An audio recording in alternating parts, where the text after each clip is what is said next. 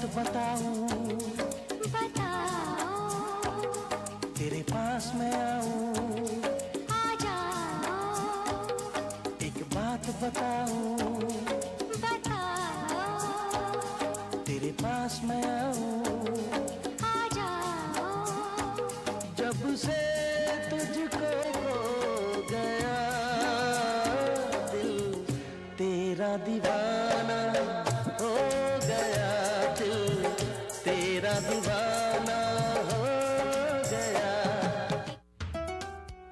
Time has come. New 97.5. Make it your choice. Something for everyone. 97.5 FM. Music for you. It's all about. U97.5 FM, Hot Like Pepper, Multicultural Radio. Power to the listeners. It is now time for Major News to the Hour, brought to you by Crystal Beverages Company, Super Quality Supermarket, Sheikh Elisha Limited, and the Trinidad and Tobago News Day.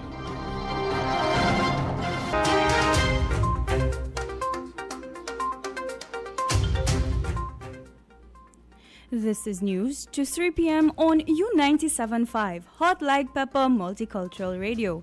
I am Aruna Bansi. Good afternoon.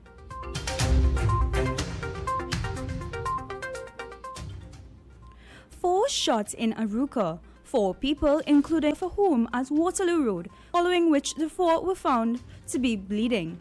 They were taken to the Arima Hospital.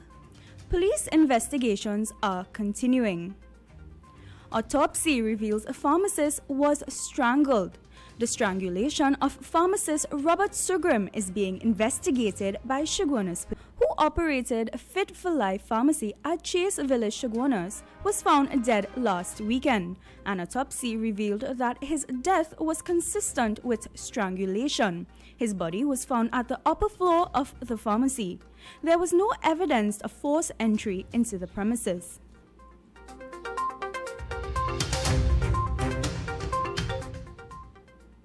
Padarat's return to Trinidad and Tobago has been pushed back. Mr. Padarat is now scheduled to return on Friday.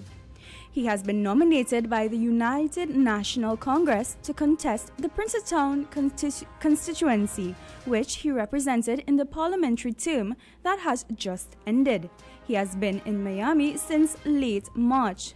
In other general selected Arima's mayor, Lisa Morris Julian, to contest the Dabadi O'Meara constituency. Ms. Morris Julian replaces Ansel Antoine, who was withdrawn after he made controversial statements last weekend.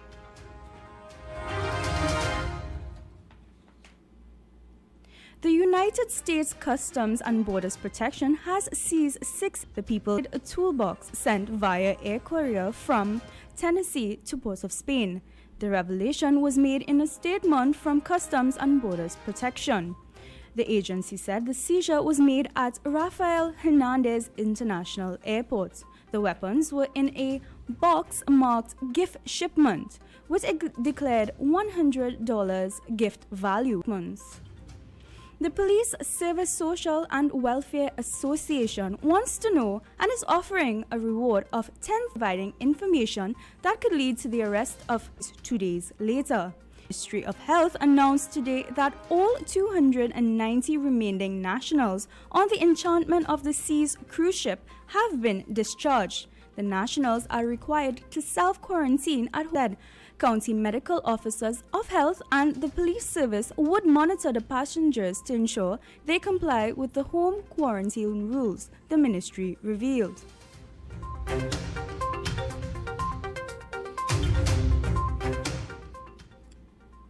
The Guyanese community in New York protests as a police officer places his knee on the neck of an arrested man. A police officer knelt on the neck of a man who was being questioned in connection with damaged property. The protest took place in the community of Schenectady on Monday after a 9-minute video of the incident went viral. In the video, 31-year-old Guyanese-born Yogeshwar Genda Prasad is being detained by his neck. Genda Prasad's mother is heard screaming in the background, and his father demanded his release. The police chief said the officer held the head of Mr. Genda Prasad to the ground only as was required, but Mr. Genda Prasad said his head was smashed into the concrete and he could not move. Several members of the Guyanese community stayed about 20 miles northwest of Albany. Mr. Genda Prasad was accused of slashing the tires of a male neighbor as part of an ongoing dispute. The police chief said the incident is being investigated.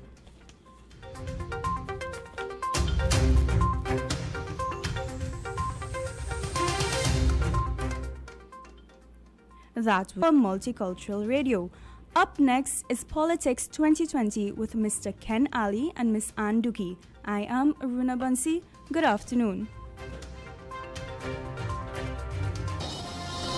That was Major News to the Hour, brought to you by Crystal Beverages Company, Super Quality Supermarket, Sheikh Lisha Limited, and the Trinidad and Tobago. The issues of the day, the newsmakers, the best analysis, your views. Join U975 Multicultural Radio from Monday to Thursdays for the best discussions on the issues that matter to you. Journalists Ken Ali and Ann Duki talk to top personalities, give you breaking news, and provide quality commentary. Be in the audience from 3 p.m. to 6 p.m. Mondays to Thursdays on U975 Hot Like Pepper Multicultural Radio. KY's Electrical Supplies Limited of Southern Main Road, Canupia, for all your plumbing and electrical supplies, water heaters, filters, and water pumps, plus all parts for Gould, Pentax, and Leo pumps. Choose from leading brands such as Cooper, Varma, BTCino, Leviton, and General Electric. Call 665 Supplies Limited of Southern Main Road, Canupia.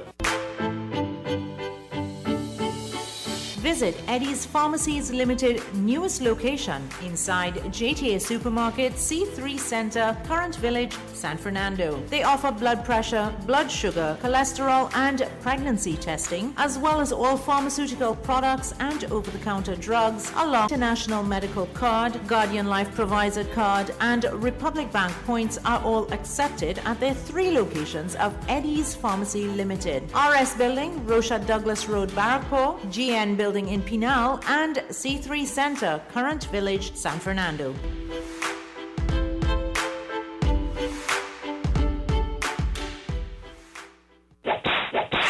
It is back. Join me right here on U975 FM for the return of Talk Your Talk from 6 to 9 p.m. Enjoy your favorite segments and feel free to make your comments as we journey together. So join me, Mukesh Baburam, for Talk Your Talk. Talk Your Talk. On the road again with U975 FM, Hot Like Pepper Multicultural Radio. Yes, we're back from locations throughout the country. Come enjoy our company with music, entertainment, and lots of giveaways. Stay with the U975 FM, Hot Like Pepper Multicultural Radio for greater programming as we hit the road again.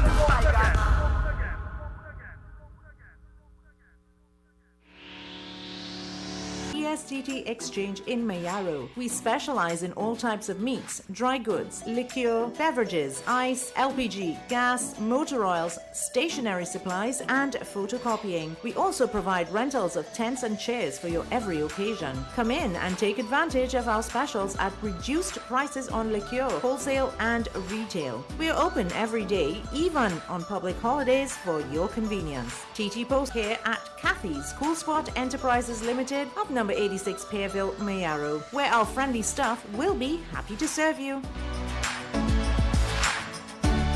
I have journeyed.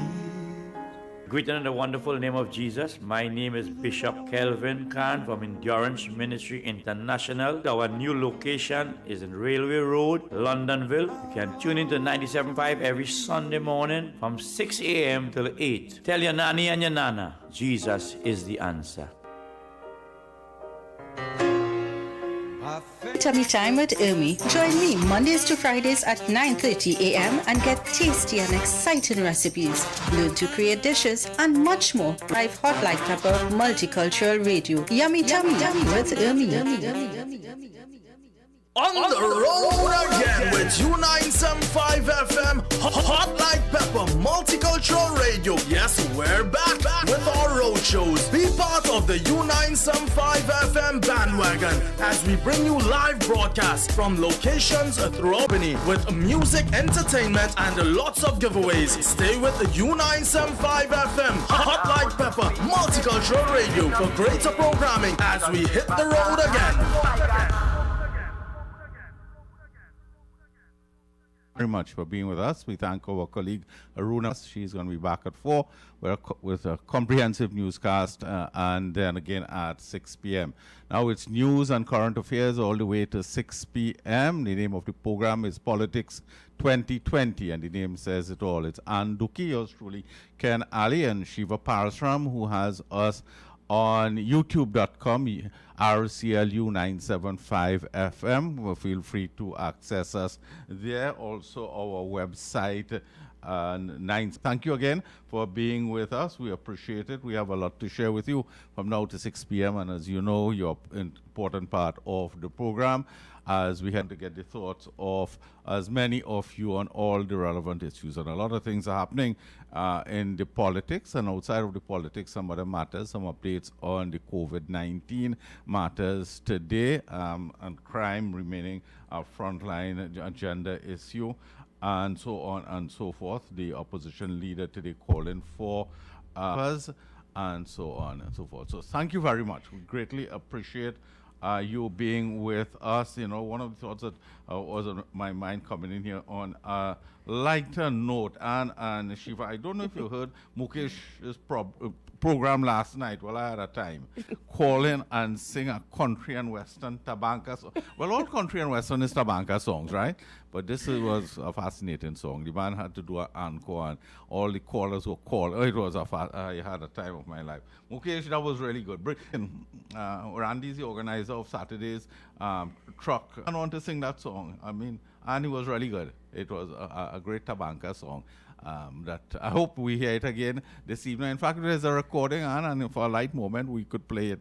But I just want to say, Mukesh had yet another wonderful program yesterday evening. It is required listening to all our listeners.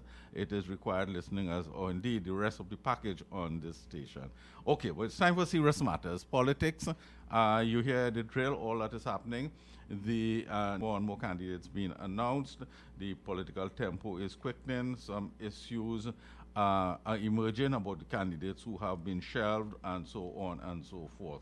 We have thoughts on the issues from everyone who has a view. This is an important election because for a number of reasons, including the state of our economy.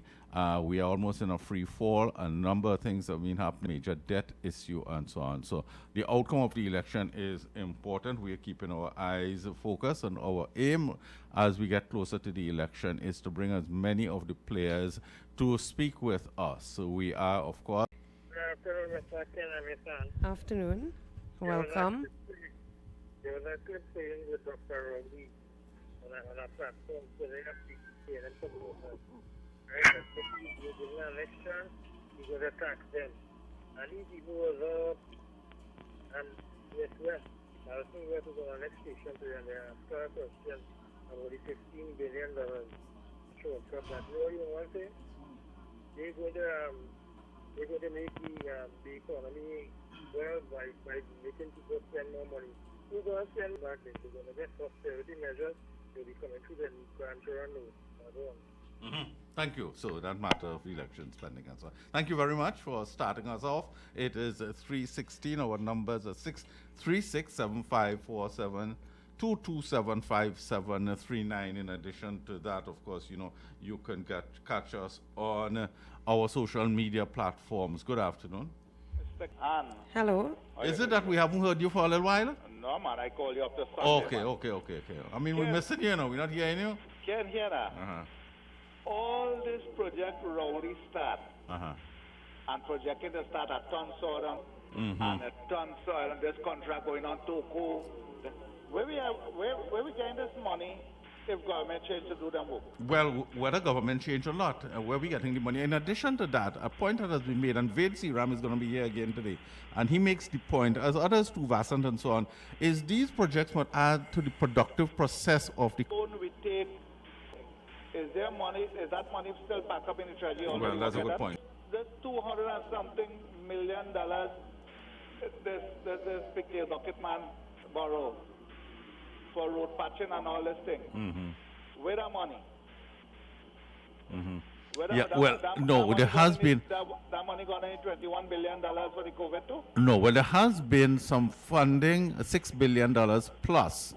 What is required is for the government to account in detail for the spending of the money. Maybe these capital projects come under that, maybe, you know, but there needs to, no, there's no parliament, so they are not bound to, but where's the funding coming from? That's the question you ask, and I think it's a good question. Yes, because I right now we in the snow cone cup right down to the bottom height. Okay. Everything melted out already. So what we going to use to survive if this election call and UNC win or PNM? Doesn't matter who wins. Absolutely. Yes. So let me hear what's going on in this thing. Okay, Because thank you. I hear this woman, some Louis. I asked you about the plywood factory for Point 14. That was... Okay, all right, thank you. That brings into focus manifesto promises. And there must be a review of, one, the promises of the PNM of 2015, and in addition to that, I haven't seen a UNC. Mr. Ali and Ann. Hello. Are you okay? Are you okay? Me, I am good, my friend. Good. And the only way you could solve problem is when you see the head, my brother. And that's the only way you could solve the problem. You cannot bury your head on the sand and say, hey, everything is well. And knowing that deep down in your heart, just because it's a loyalist of a pine, I not so, my friend. Well said, well said. You understand? And Mr. Ali, you remember in 2015 when the PP government was giving out houses, keys and so forth? You remember that time? Of course. Right. And when the PNM get into office, they take back all.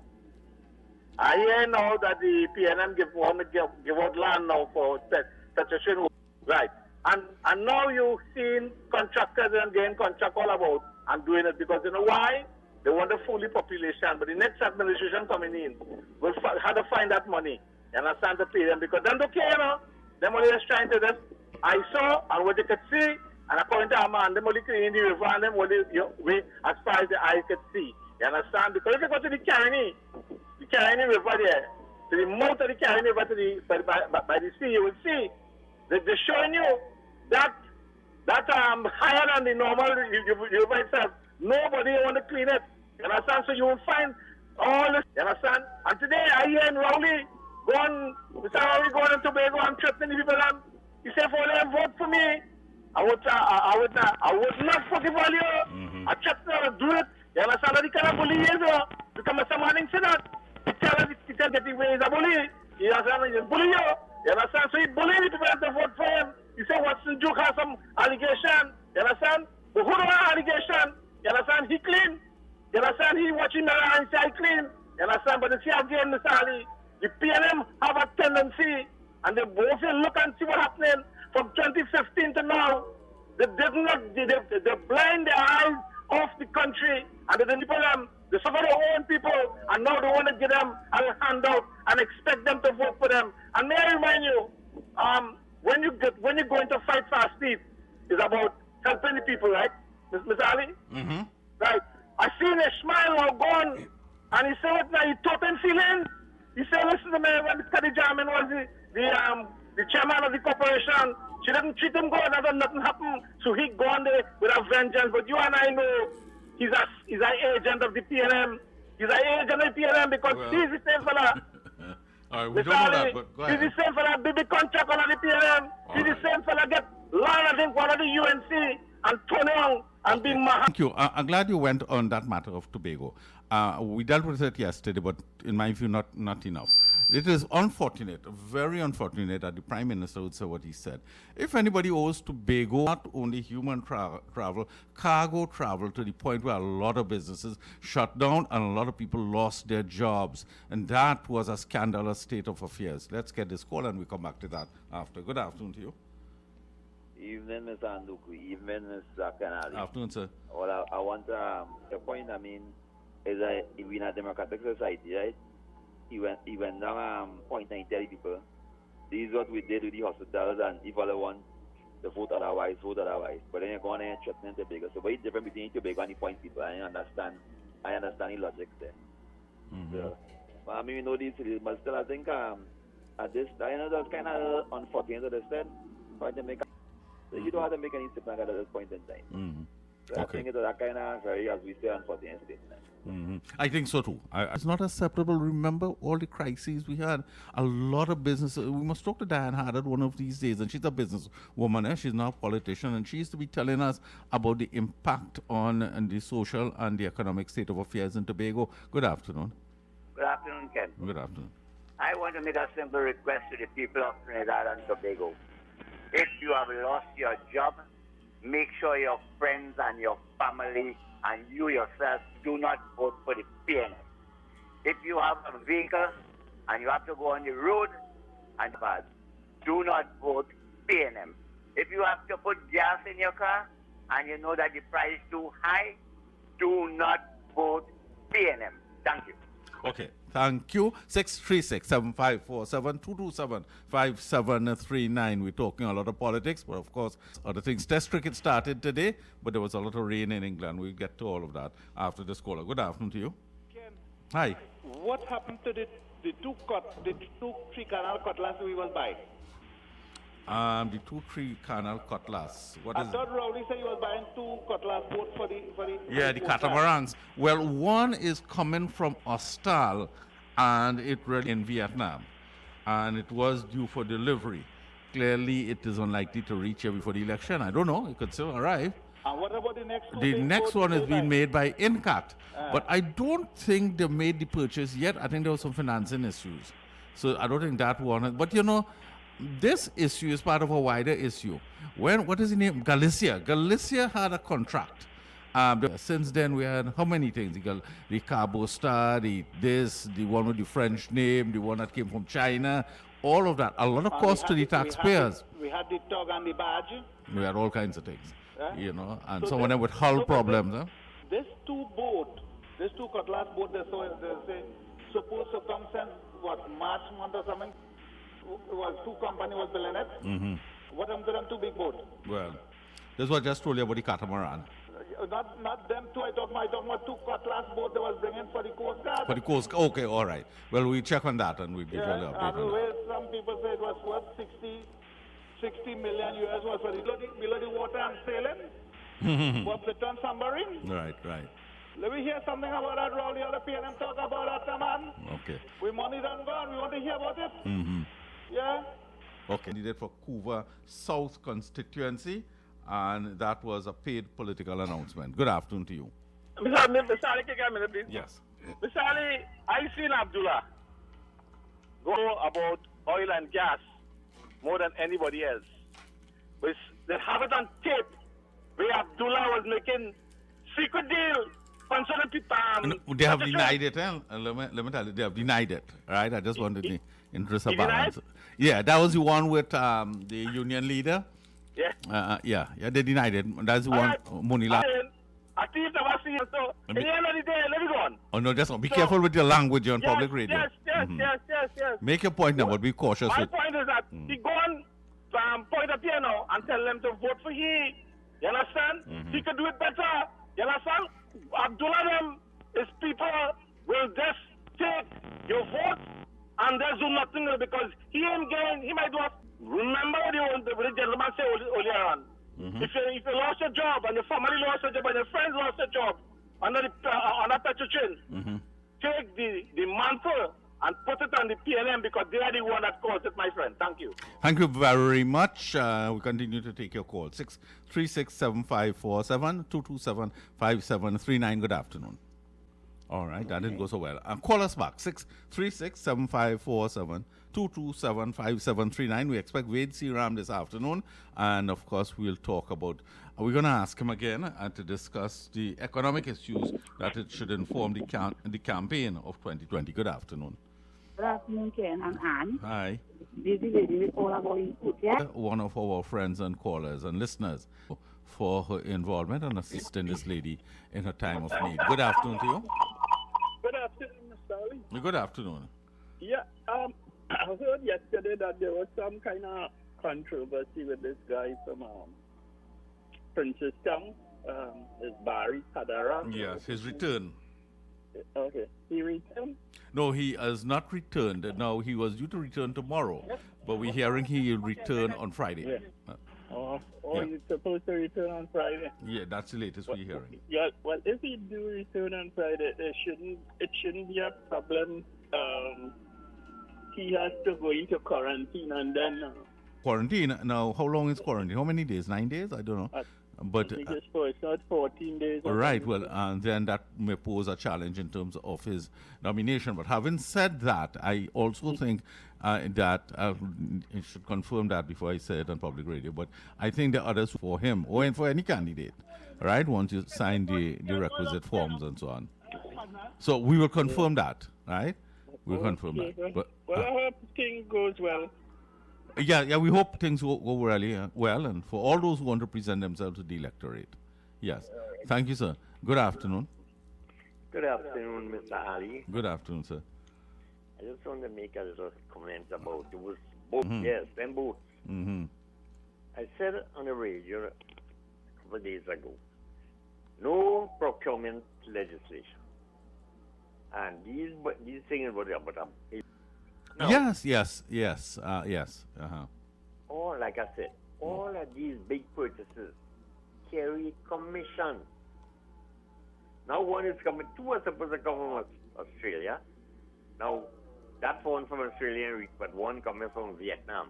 Mm-hmm. Why the government is not be open with the public? But there is commission. And the two people who went to buy them boats can buy it.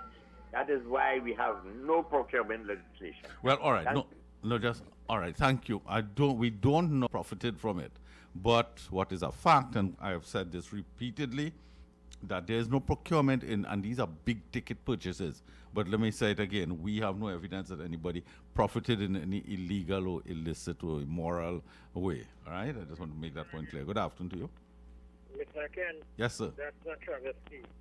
With this procurement legislation. Yes, it is. The regime left it was just to proclaim and just to put pieces together so that they could have, proper checks and balances regarding procurement procedure. And that was never meant to be by this government.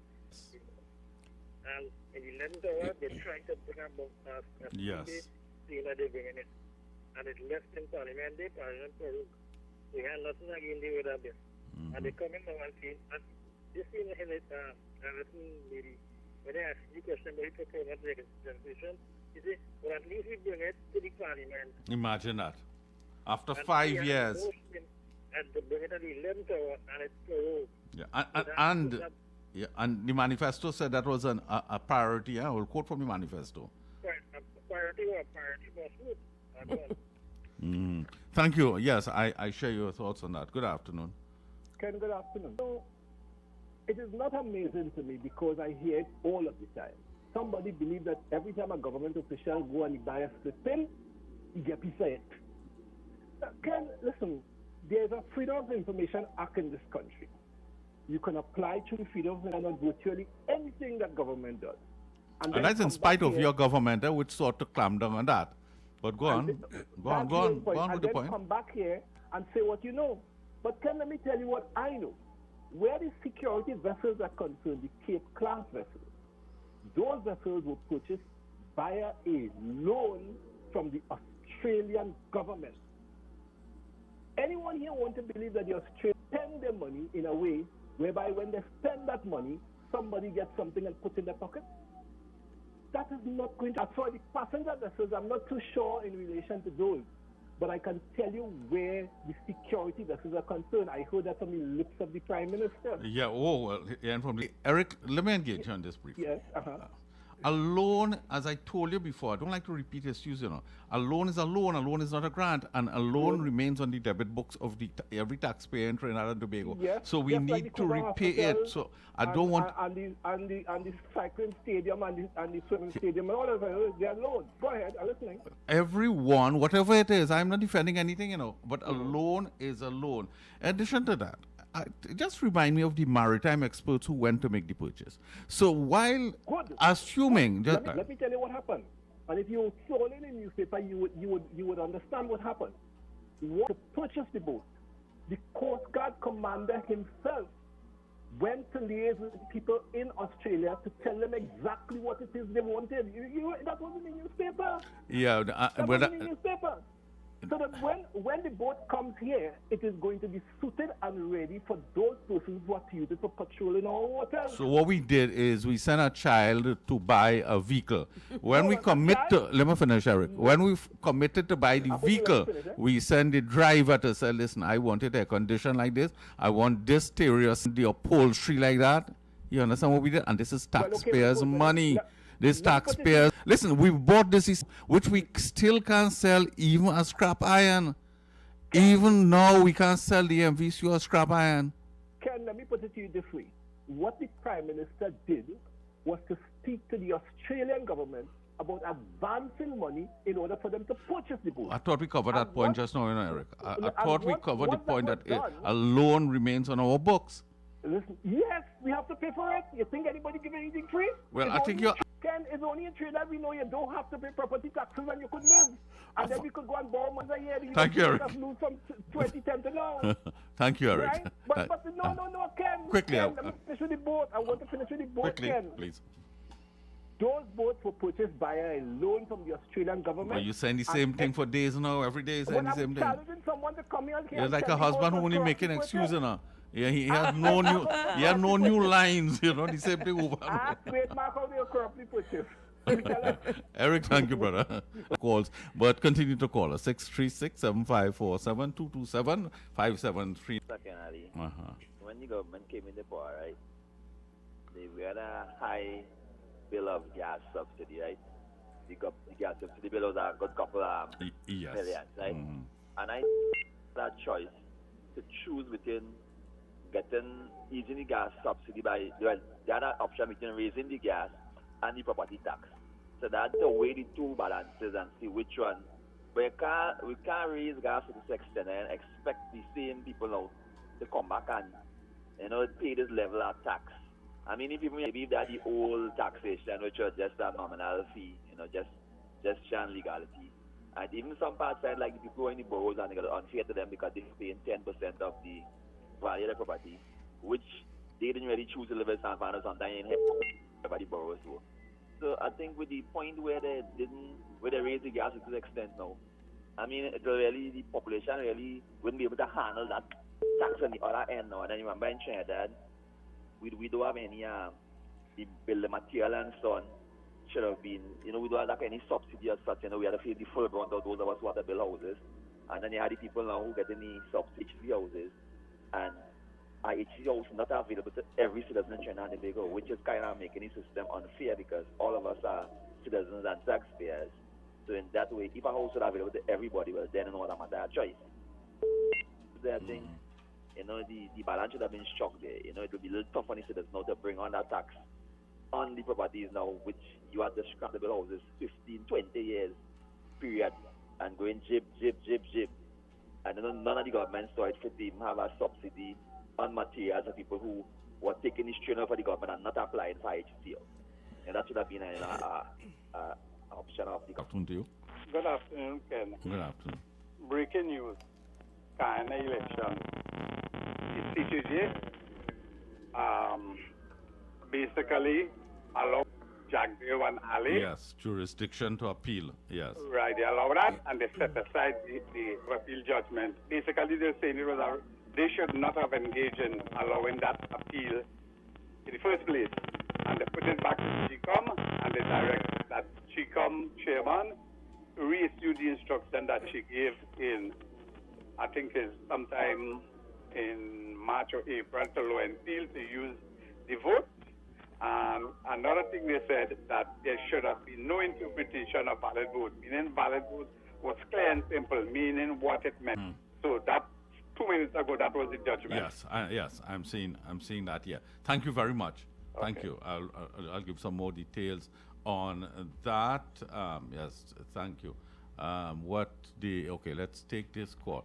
The Caribbean Court of Justice said it had jurisdiction to hear an appeal of a decision by the Guyana Court of Appeal, right? The declaration was made. I see money passing for them, rough them that fly out and things. I thought there's normally they send people to check and you have to go buy hardware and get estimate and so forth. How come all of a sudden things happening so fast? Taxpayers, because of what race belongs to, you understand, it's supposed to be equally as fast as possible. You understand, the play no games with people all of a sudden. You understand, so I look on again and I will. Yes, well, indeed, things are happening. As with respect to social benefits and so on that had been tied up for a long time. I think understand small and medium-sized businesses getting some money at long last, some of the salary relief and so on. The government has allocated a large sum of money, and now apparently it's finally been dispersed with. Good afternoon to you. Good afternoon, Mr. Hi. Triple D.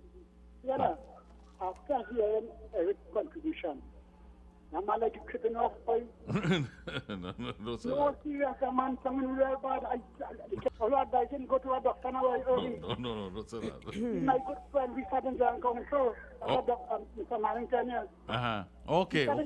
So that's your partner then? Your real friend. I'm sure he's listening. Yeah. I'm very message. Go to some doctor friend. All right. Well, as your partner, he I guess there's a good-natured comment. I wanted to give some details with respect to the purchases. Good afternoon. Hello, good afternoon, ma'am. Good afternoon. And good afternoon, Ed. Hi. You know, when I was growing up, there were only two sort of medication tablets. I remember that. Right. PNM is a Fensic and Kafanol party. The Fensic is a commissioner inquiry for everything, and the Kafanol is, right? Mm-hmm. How many committees have been formed over the period of time? Remember the Moke Committee for Tobago, the Sea Bridge breaker? What did he say? What did he say about the Port Authority and all those things that... Remember, they also set up a commission to deal with procurement with respect to the Point Water Highway? Yes. And they put a judge in charge of that? Yes, Those things. But you see, generally our track record with commissions of inquiry is not good. There have been any number. There was one with Las Alturas. The one with Calder Heart, the one with Right. Lara Stadium. Yeah.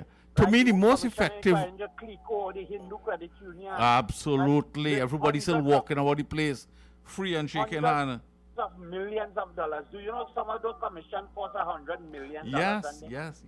To me, the most effective was the one which dealt with the procurement related to all the projects Mr. Manning was doing. And that's effective in that the Mrs. Prasad Bisesa government implemented some of the recommendations, but nobody was brought to justice.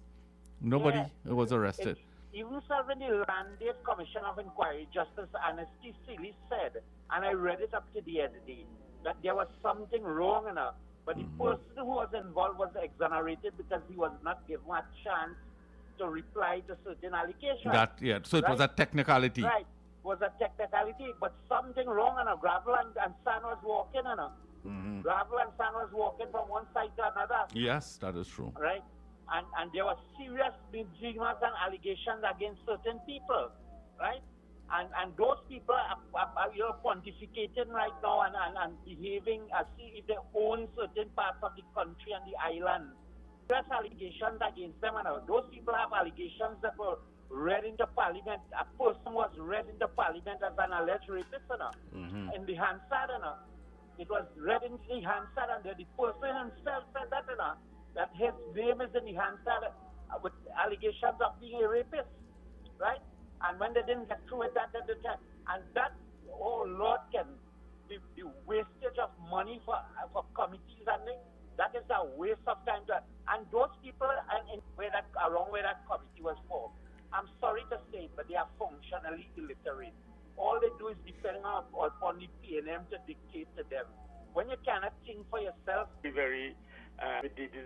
of the Caribbean Court of Justice, as expected, as they couldn't vote, decide no other way but the correct way. Yes. The fact of the matter is that, during the deliberations, the CCJ, right? Not surprising, the Granger government, they attacked the CCJ, they attacked the judges, and it is not surprising in putting it in context of history. Just the Caribbean state to have abolished the Privy Council was Guyana through Burnham. All right, because and of course, if they had any power at their command, they would abolish the CCJ even. Because that is the kind of dotations and it is a colonization. TCJ, the final court of appeal, was flying his PNC party flag over the High Court of Justice and so on. Oh my God! Party paramountcy. We lived through that. All right. So that right now I'm celebrating, and I'm on a lighter note. I have to make a little spin my arrow, Cathy, cool spot. Yes, there. you have to. You have to. Yes. They're advertising liqueur. Oh yeah. Yeah. Yeah. But we won't discuss that on here. Later on this afternoon, another important matter. But let me tell you, as a Guyanese, I'm very, very happy. I'm satisfied. I know justice has been served. No, but just but now. It is not the ending as yet, eh? Yeah. Well, let's be restrained in first. Let's understand what's the nature of the judgment. Correct. They're only saying that we have the right to hear the matter. Right? Because attorneys of the government are saying no. Remember that issue with the whole page ad in the papers and thing the other day? Correct. Right? So this is a procedural point really. But it is an important first judgment. And to me, what it says more than anything, independence in dealing with this matter. And Correct. to me, that's a significant point. Well, I haven't seen the judgment. I would now reach home, so I've looked at it very clinically. And but from what you reported on your program so far, I think one of your callers in terms of breaking news. So that I'm very happy. But this thing is not ending as yet. No. This thing is not. I listened to Anil Nandlal about a few days ago for an entire hour. And he was talking about, all the legal ramifications and all of that and so on. So this is the first major hurdle, I would think. Thank you very much. Thank you so much. 9 minutes to the hour of 4 p.m. Good afternoon to you. Good afternoon, Mr. Ken. Hi. Good afternoon to Anne. Afternoon. Mr. Ken, Hi. I just want to ask you a question. I need to be educated on this one. At what age senior citizens get their pension? 65. No, that is not true. What is the question? What age a senior citizen can get pension? Government pension? Government pension? Yeah. 65? No. Okay, tell us. When you are 65, you go in with your documents. And then you will wait 3 months or 6 months or 9 months. And we would like to know why. All right. Is it? No, I have no track record in this, but. So you have to come on the day of when you turn 65. Right. Okay. But it is not when you get 65. Okay. And you have to wait months.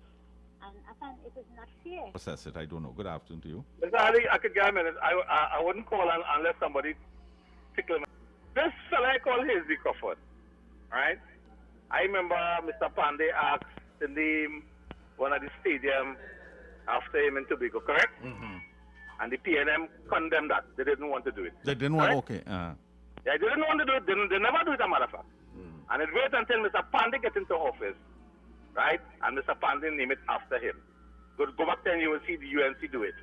And I see Hazy Crawford, if a parliament dissolves, right? No, and this is the election is in the air. Why? How come you have team to look into things now? That makes sense, Mr. Ali? Well, just now. This has nothing to do with the. Now, I don't think this committee will be effective to begin with. That is my view. I don't think it will be effective. Right.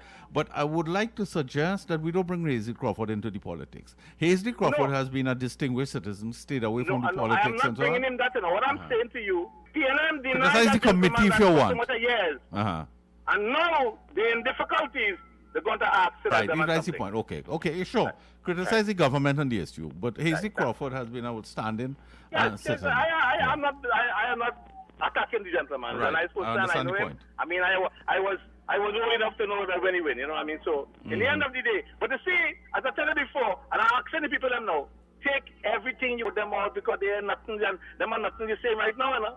Because it would not contribute nothing after the election. The next 2025, you're going to end up in more problem because why? They didn't do Yeah. On the same got Mr. Costa. Who gave him the house? Yeah, them promised him a house, right? Yeah, no, they treated Hazley badly. There's no doubt about that. Yeah, I agree with that. For many years. Just for we set up the own MPs. You have to make the full 5-year term to get a pension. Because the election before the 5-year term, so all the MPs get shut up. Right. Well, that's another point, yes. But Hazley was treated badly by Joe. Is a wonderful human being. I have had the pleasure to work with him on a committee when you were involved in the marathon and so on. He's a distinguished person. He has not been involved in the politics and so on. And he has been a wonderful ambassador of this country. Good afternoon to you. Good afternoon. I'm calling from Buffalo. Yeah. Ken, I see my insurance now.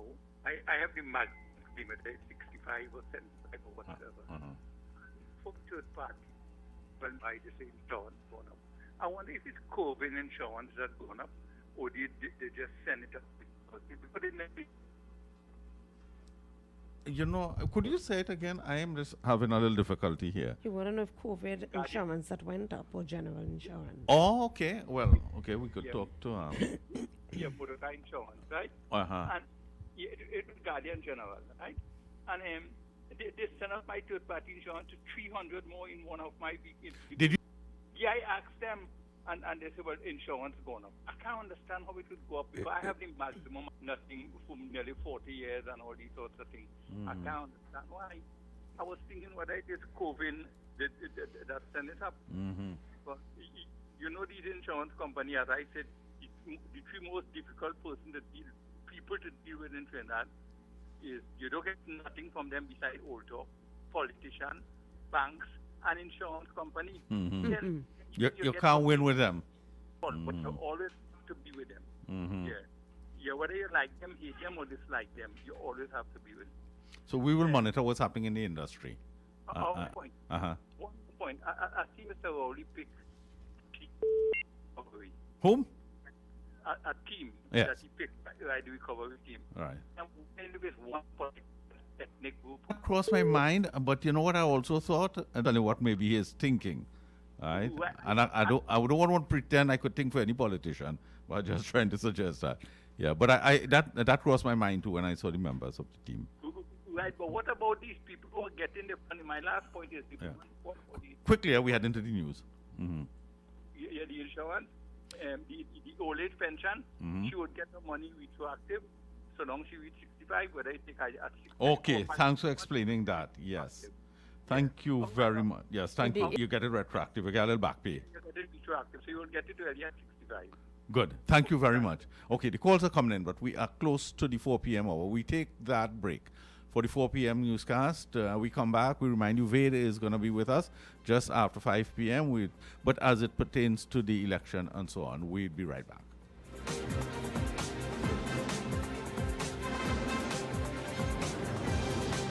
The issues of the day, the newsmakers, the best analysis, your views. Join U975 Multicultural Radio from Monday to Thursdays for the best of the issues that matter to you. Journalists Ken Ali and Ann Dukey talk to top personalities, give you breaking news, and provide quality commentary. Be in the audience from 3 p.m. to 6 p.m. Mondays to Thursdays. That matters. Only on U975 Hot Like Pepper Multicultural Radio.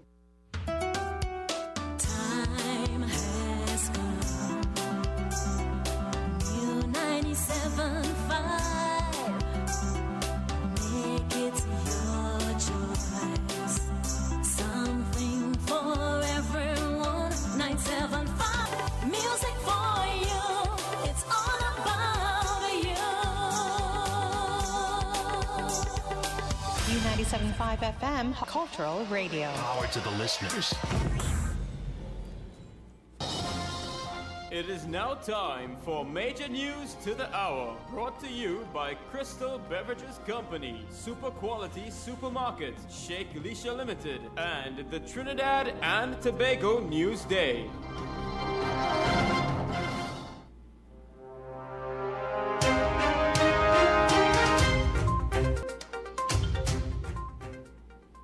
This is Major News to 4 p.m. on U97 Cultural Radio. In the headlines, opposition leader calls for international observers for the general election. 4 youths have been shot in Arouca. The Guyanese community in New York protests as a police officer places his knee on the neck of an arrested man. In the U.S., there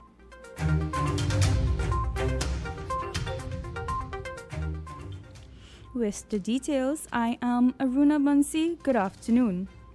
Opposition leader Kamala Persad-Bissessar today wrote to the Prime Minister, Dr. Keith Rowley, calling for international observers to monitor the August 10th general election. Ms. Persad-Bissessar drew reference to the ongoing political crisis in Guyana. She said, concerned that the measures are not in place to ensure that citizens are able to exercise their franchise. She said the international election observation or monitoring is an important mechanism for ensuring election integrity. Ms. Persad-Bissessar said the UNC is of the firm view that international observers are needed to ensure that the elections reflect the true mandates of the people. She said there is sufficient time to ensure that international observers could undergo quarantine associated with COVID. Police investigators are probing last night's shooting of 4 people, including a woman, at Arouca. The shooting took place outside of a home at Waterloo Road, where the 4 were liming. There were loud explosions, following which the 4 were found to be bleeding. They were taken to the Rima Hospital. According to reports, the injuries are not life-threatening. The strangulation of pharmacist Robert Sugram is being investigated by Chaguanas police. 55-year-old Sugram, who operated Fit for Life Pharmacy at Chase Village, Chaguanas, was found dead last weekend. An autopsy revealed that with strangulation, his body was found at the upper floor of the pharmacy. There were no evidence of forced entry into the premises. On Friday instead of tomorrow, he has been nominated by the United National Congress to contest the Princestown constituency, which he has represented in the parliamentary term that has just ended. He has been in Miami since late March. In other general election news, the People's National Movement, Lima's mayor, Lisa Morris Julian, to contest the Dabity O'Meara constituency. Ms. Morris Julian replaces Ansel Antoine, who was withdrawn after he made controversial statements last weekend.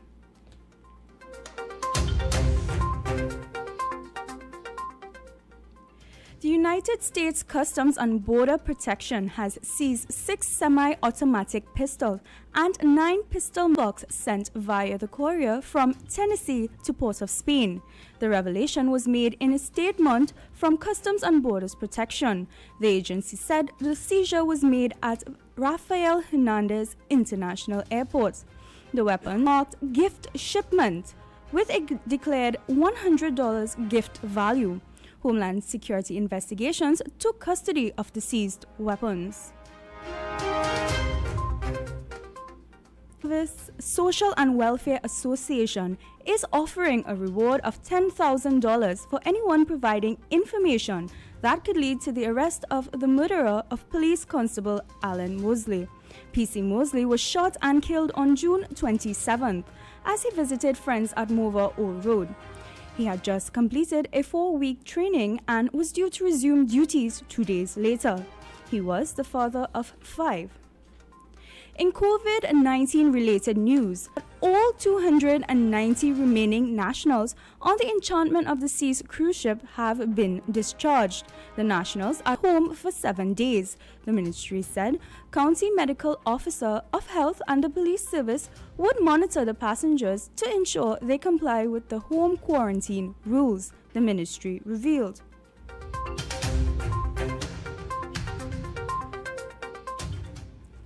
Oropouche police are looking for a 15-year-old girl who was last seen on Monday. Felicia Sukram of St. Mary's Village is described as being East Indian, of brown complexion, 5 feet 5 inches tall, of slim build. Ms. Sukram was last seen wearing a green top, grey, black and yellow slippers. Anyone with information is asked to contact the police at 677-7544 or 999 and 555.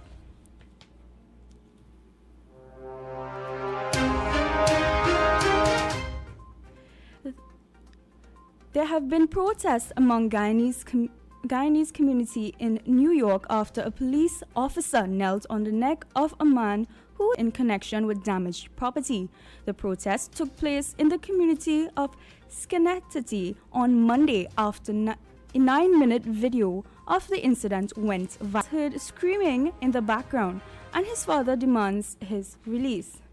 The police chief said the officer held the head of Genda Prasad on the ground was required. But Mr. Genda Prasad said his head was smashed on the concrete and he could not move. Several members of the Guyanese committee staged a public protest at Schenectady, which is about 20 miles northwest of Accra. In international cricket, only 17.4 overs were possible today as the sports made a return after the COVID-19 lockdown. The West Indies limited England to 35 for 1 in a one-day that was seriously curtailed by rain. The test match is being played in Southampton. In averaging several parts of the country and overwhelming the medical system. There were about 60,000 cases on Tuesday, the single highest daily count since the start of the pandemic. More than 131,000 people have died in the United States of the disease. Globally, there have been almost 12 million cases and more than 520,000 deaths.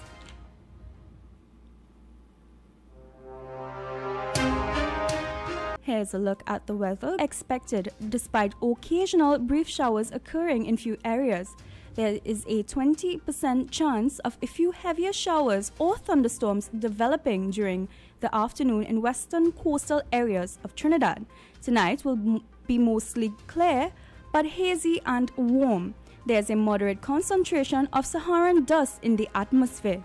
Persons who are sensitive to this should take the necessary precaution. Waves 1.0 meters, less than 1 in sheltered areas. Sunset is expected at 6:31 p.m.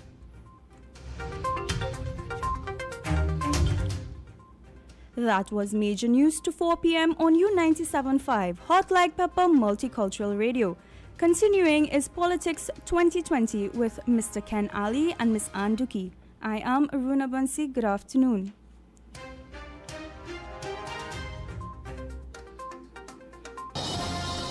That was Major News to the Hour, brought to you by Crystal Beverages Company, Super Quality Sheikh Lisha Limited, and the Trinidad and Tobago Newsday.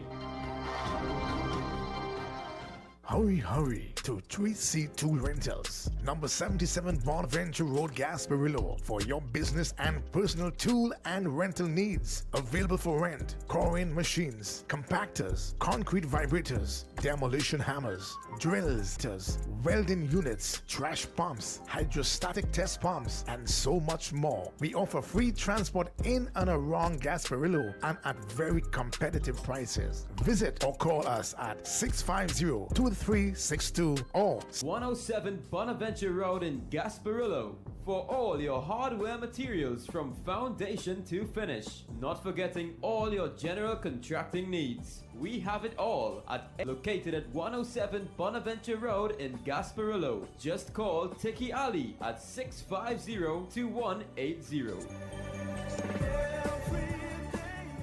A&S Hardware are wholesalers and retailers of plywood, an assortment of lumber, galvanized pipe, hollow section and steel. Customers can on white pine and pitch pine doors. I have journeyed Greeted in the wonderful name of Jesus. My name is Bishop Kelvin Khan from Endurance Ministry. You can tune into 97.5 every Sunday morning from 6 a.m. till 8. Tell your nanny and your nana, Jesus is the answer. You can now listen to business news Monday to Fridays at 5 p.m. Get updated on all the latest business developments. Tune in to U97.5 Multicultural Radio, where we keep you informed, educated, and entertained. U975 FM Hot Like Pepper Multicultural Radio is coming to you.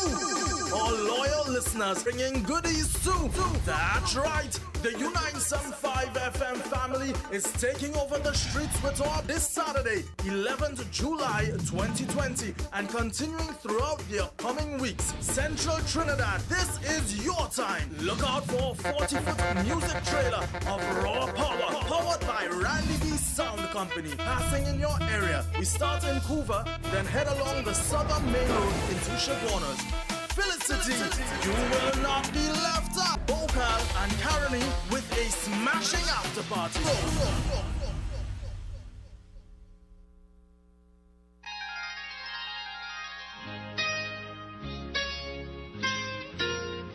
This is Samaru Ramru inviting you on a journey down memory lane with Enchant program Nightline. Mondays to Thursdays, 9 p.m. to 12 midnight. Let your heart sing along with the music on U975 FM, Hot Like Pepper, Multicultural Radio.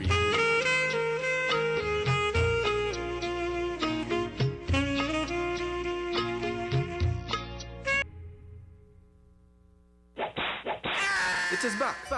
Talk Your Talk is back. This is Mukesh Baburam inviting you to join me right here on U975 FM for the return of Talk Your Talk from 6 to 9.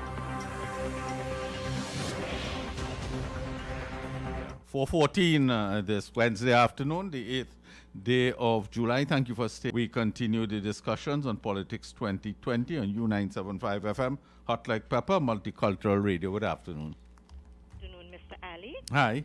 Good afternoon, Ann, and good afternoon, the listeners. Good afternoon. Mr. Ali, yesterday evening, my area was hot. We had the candidate, Mr. Ali, and it was like a DJ party on the road. Which one of the candidates? Sorry about that, the UNC candidate, Mr. Murray. But you know, everybody had on the UNC jersey. And the candidate, so I had to confront him and ask him, what does it matter? Who you going up for? Who you supporting? Then he said, oh my God, I love you too bad. I said, just move out from near me.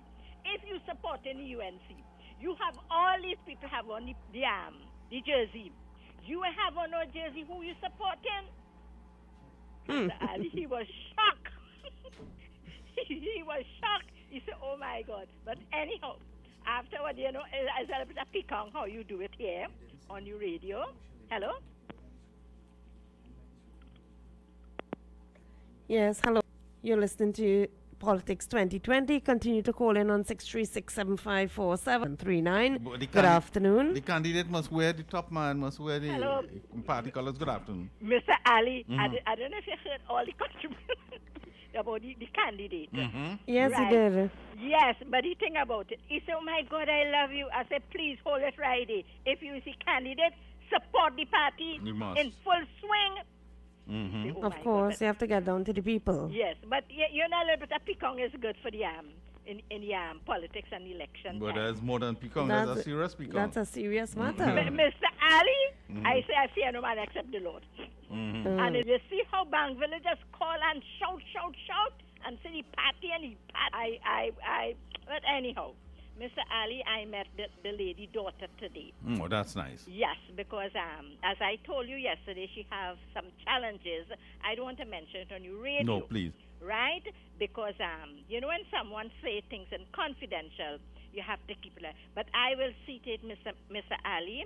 I go a little more further and see what I can do to assist her. I say no more on that. Thank you. Thank you. Mr. Ali, and next thing. I heard just before the 4 o'clock news when I just came in about when you reach the age to get pension, Ali, just a few months before, you can apply for your pension. When you apply for it, you will not get it until the date of your birthday. Why it is they ask you to apply for it before? Because some people apply for it after and they said they're not getting it when was their birthday. Because when you're carrying your information to the office, they sign it and they put it on the file. So you'll get the retroactive from the date of your birthday. But like if 6 months pass and you then go and send it in and put your birthday date, you would not get that 6 months pass, Mr. Ali, because you did not sign up before and sign up for it. And another thing too, people with disability money, and when they reach and they put in the application, they receive it and they sign it, your public assistance and disability money will stop, but you will get the retroactive of your pension, Mr. Ali. We're hearing about some other candidates being announced. I think it's from one of the small parties, the NNV of Abu Bakr. Good afternoon to you. Good afternoon, Ken and Hi. And you know, maybe we should have an adoptive family, you know, and people can just adopt a family, them afloat until they get back on their feet, because social service have turned their backs on the poor people in this country. And I say that because my late cousin Robert Segram, his brother adopted a family a few months ago, and it was featured in the newspaper. My cousin Juanito. Anyway, that was nice of that woman to do that. But the woman who had called with the disability, she had a beautiful voice on the phone. She spoke very well on the phone, asking for help. And I felt like she is underutilized. She could have worked on the disability services. They could have gotten a job for her where she could answer phones, maybe at home, and do something like that. You know what I mean? See some dignity on the radio, and that's what we do to we citizens in this country. We humiliate them and we make you drag on your belly, so you constantly have to beg for water and beg for services. And I say that not to be mean, but to be humanitarian. The other thing I wanted to say, that Austral ship, Ken, that is coming in, do you know that they are going to build a port, they're going to build a service station here? They're going to have a service station here, and we are going to pay for these services because they're going to repair and maintain those ships. I don't know why we always have to depend on other people to think and do the work for us. And, you know, I say that to go right back to the beginning of my conversation where they want to see you drag. What is disappointing is watching the newspaper people running for office, and they're showing them gardening with you, holding your baby, hugging you. You know, and they won't show you what they can do later on because you'll never see them again. They won't be gardening with you when the hard times come and your crops get infested and you're begging for help and you need water irrigation. Or if your child gets sick and you're going to the hospital for help, they'll never help you when you need it the most. But right now they need you because you will give them and cast that vote. I want to listen carefully. We have one shot this time. And if we make a change, and we have given the PNM decades of rule in this country. I'm not against the PNM. I like their manifesto. And we could thief their manifesto if we wanted to. It's free. It's on the internet. We could copyright it and say, we don't even have to copyright it. We can take excerpts from it, and we will implement it because they have failed to implement it. We are building a country, and we need strong-minded people because it's going to get worse. Crime is going to get worse. And they're staying within themselves now and building their population, and we are not doing that. We're still leaning to outsiders, Ken.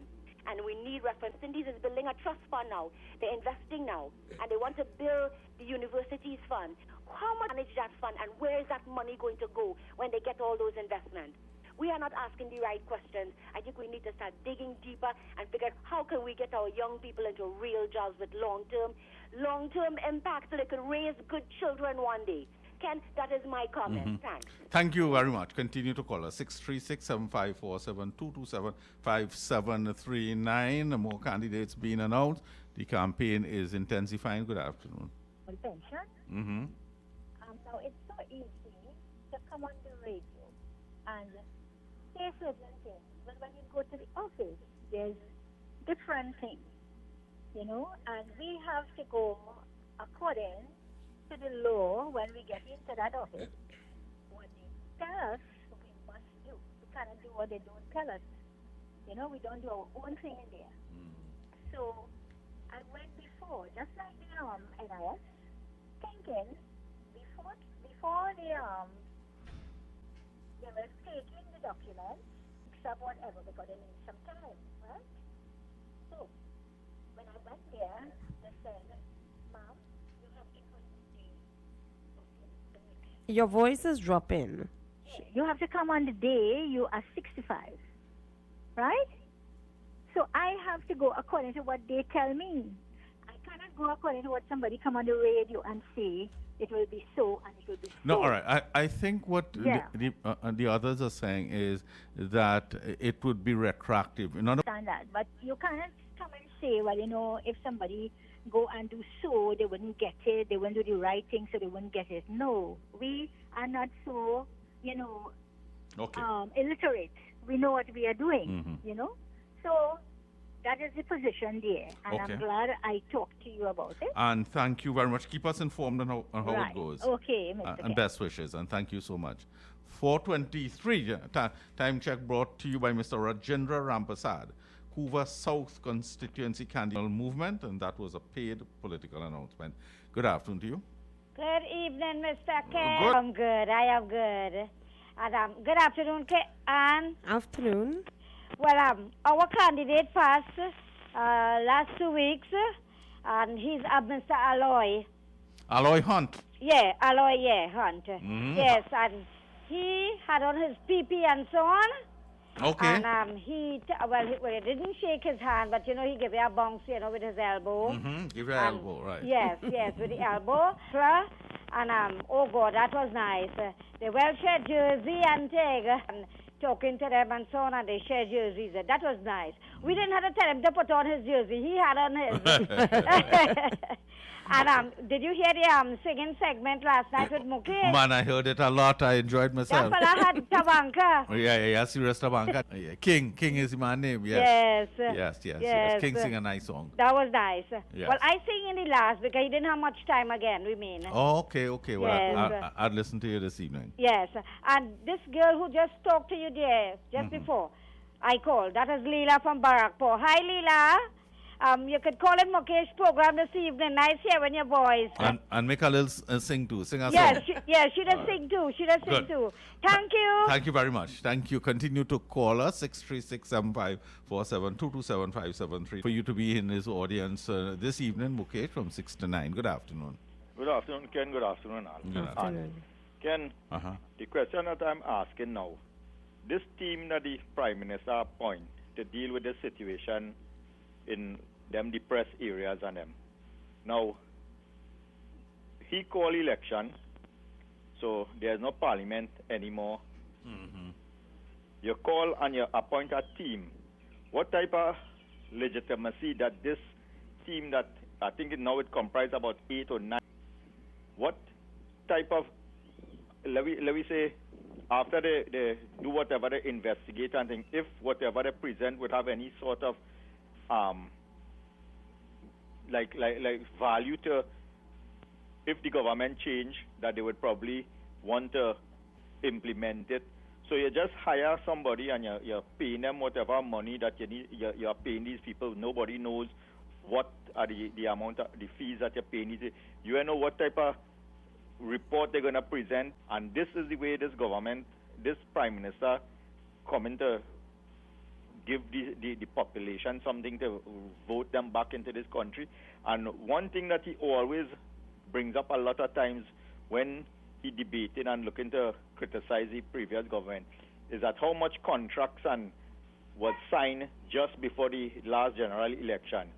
I want to ask this Prime Minister, how much contracts and that he is giving out right now that nobody who are getting these contracts, all kind of sort turning and taking place all over the country now.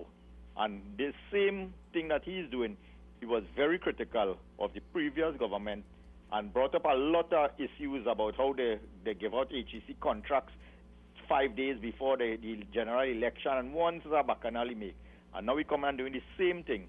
But the whole issue right now, what people should be concerned about, this team that he appointed here, what type of legitimacy that they have to carry out any sort of assess the situation that took place and how to alleviate it, and what kind of value that would have if the government changes, and how much these people them are being paid. That is what we're supposed to be asking right now in this question, in the country. Have a good afternoon and take care. Thank you very much. Okay, calling for accountability with respect to taxpayers' money and respect to this committee. Good afternoon to you. Same thing I was saying yesterday, our PR, because this gentleman said the same thing. You give out contracts all about now. You was against the PP government. All of a sudden now, nobody there to remind the country, nobody there to remind the country or tell the country what this administration is doing. In other words, they spit in the sky and it fall in your face. And they don't want that. They don't have nobody to come out and say it. And then we need people like that, Mr. Ali. We need the communication of the UNC to come out and tell the people and talk shows and in Facebook and so forth. You understand? That will be how the election going to fight. So we need people to come out and tell them exactly what's taking place. You understand? To make this PNM administration do things and get away with it. They get away with murder. Thank you. Thank you very much. You know, you talk about communications and so on. There was a significant court ruling yesterday on which I haven't heard the UNC issue a statement. And it is Devan Maharaj had challenged the fact that the Senate, Nigel de Freitas, he challenged that. And the court ruled in his favor. And they said that the cabinet acted outside of its limits. That's a point that the UNC should make a lot of a noise about, but I haven't heard. If there was a statement, I've just not seen it. Good afternoon to you. Good afternoon, Ken. Good afternoon. Ken, I want to comment on the commissioner's pronouncement this morning, may I? When I heard him, I was really back into the dark woods. Here is a man, a commissioner of police, comes out, does what is recommended by the PCA, but strongly criticizes the PCA, and send the thing for me, the evidence. Who is he commanding? And then on top of that comes and attacks the whole public, that we have not been saying on the press that the police have a right to do this, that, or the other. Like if we send the olive branch, and to my mind, that is the worst kind of example for the police service. Officers looking at that type of behavior or attitude, exhibiting that out there, we have a problem. And I think it is time this man pulls himself square and understand he is a commissioner of police. He is not God, he is not the prime minister, he was elected, he was appointed, and we could demonstrate and say, get him. And the Commissioner of Police has a problem with leadership, managing leadership, and working in an environment in which you have to share power and you have to report to people. I don't think he understands the concept of servant leadership and so on. And he has a huge temperament issue, and he has picked a war literally with any and everybody who has sent a dissenting voice or uttered a dissent. Any and everybody, newspaper editors, politicians, and the law. Good afternoon, Ken, and I want to comment on your comment just now, because you nailed it. But what is even more frightening is our commissioner is humiliated. And you know why he's humiliated? He's very defensive, because he does not know what his job is about. He was talking the big talk about corruption, and I'll share something with you. When you have a military training like he did, and you travel abroad, and you're watching First World Country, and you're hanging out with these guys in First World Country, and they're talking the talk, and you know what I mean? That's a whole police force is supervised by the union. And the union is very political in this country. The union controls vacation, time off, contract negotiation with the government and with the police officers. And when they have a problem, they're not going to run to Gary Griffith or the PCA. They're going to run to the union. You know something? He has failed. And the sad part is he's getting humiliated every day. And he will go down because he didn't know how to walk. He just attacks everybody left and right, and he fails to listen. And the problem is, it hurts all of us because we want to be safe. Real people dying. A girl was missing, a child missing today. What is happening in this country? Are we immune to this kind of thing happening at small island like this? You know, we have to kind of wake up, we are in a deep slumber. and it's happening too long because maybe people smoking, they're smoking too much, or maybe we're hearing the same rhetoric on the radio. Our Commissioner of Police is not really protecting or leading right now.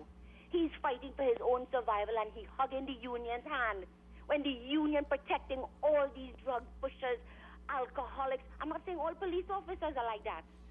And let me tell all you something. The gangs out here, guess who they are?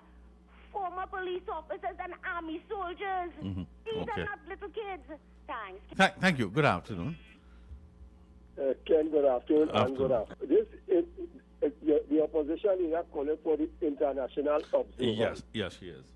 How this international observers has come in the country to see over election?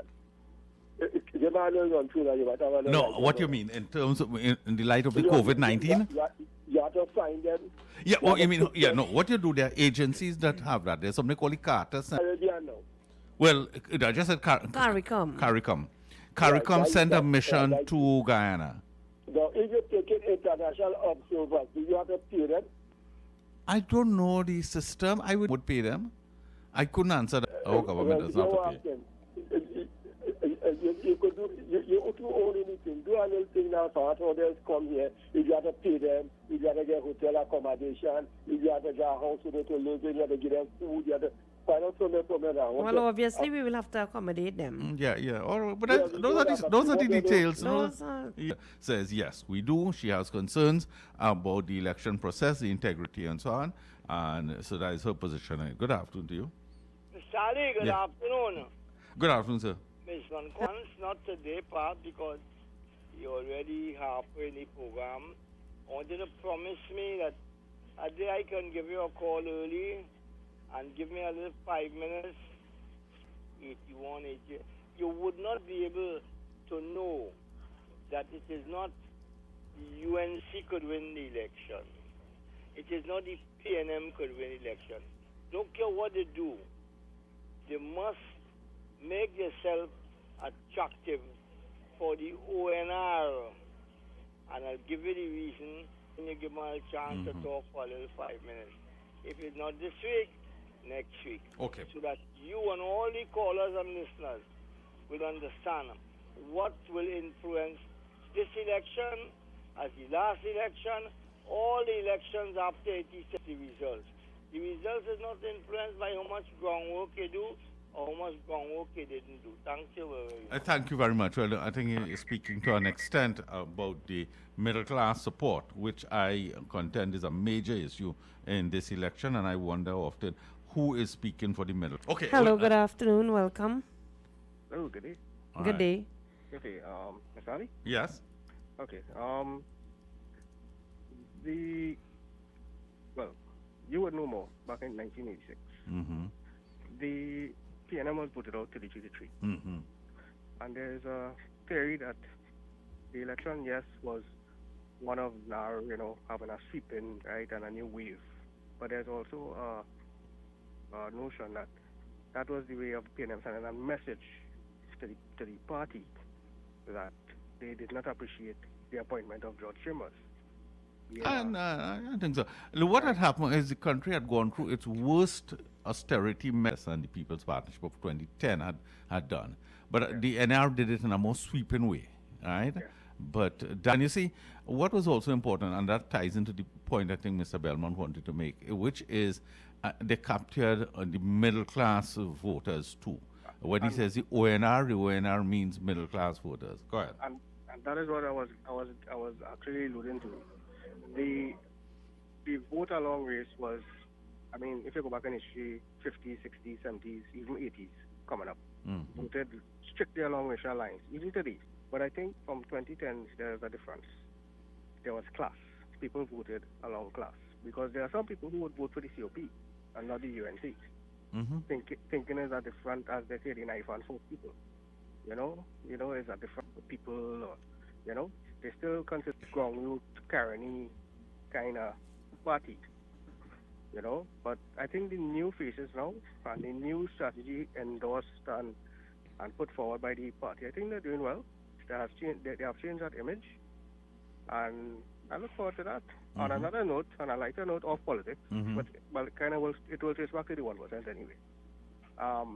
For 20 years now, I've been trying to research why are the cost of new vehicles in Trinidad so high. And I could never. Taxes? Never figure it out. Mm-hmm.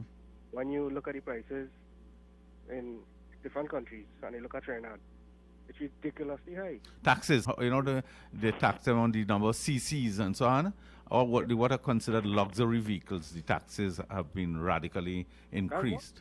Yeah, but that's one. But, I mean, when you look at it, I mean, these vehicles coming into Trinidad, you look at the cost, I mean, a vehicle might cost 20,000 US. Convert that by 10, so you're getting 200,000 TT. Mm-hmm. Right? When you go to buy that vehicle in Trinidad, 450,000. Yeah. 500,000. Yeah. Where is the maths? It's not adding up. And I have messaged so-called investigative journalists, one from the Basant color. From? And one from? Basant. Right. No response, because I don't think he... I know where. He is part of Answer McCall, which has more than one agency, right?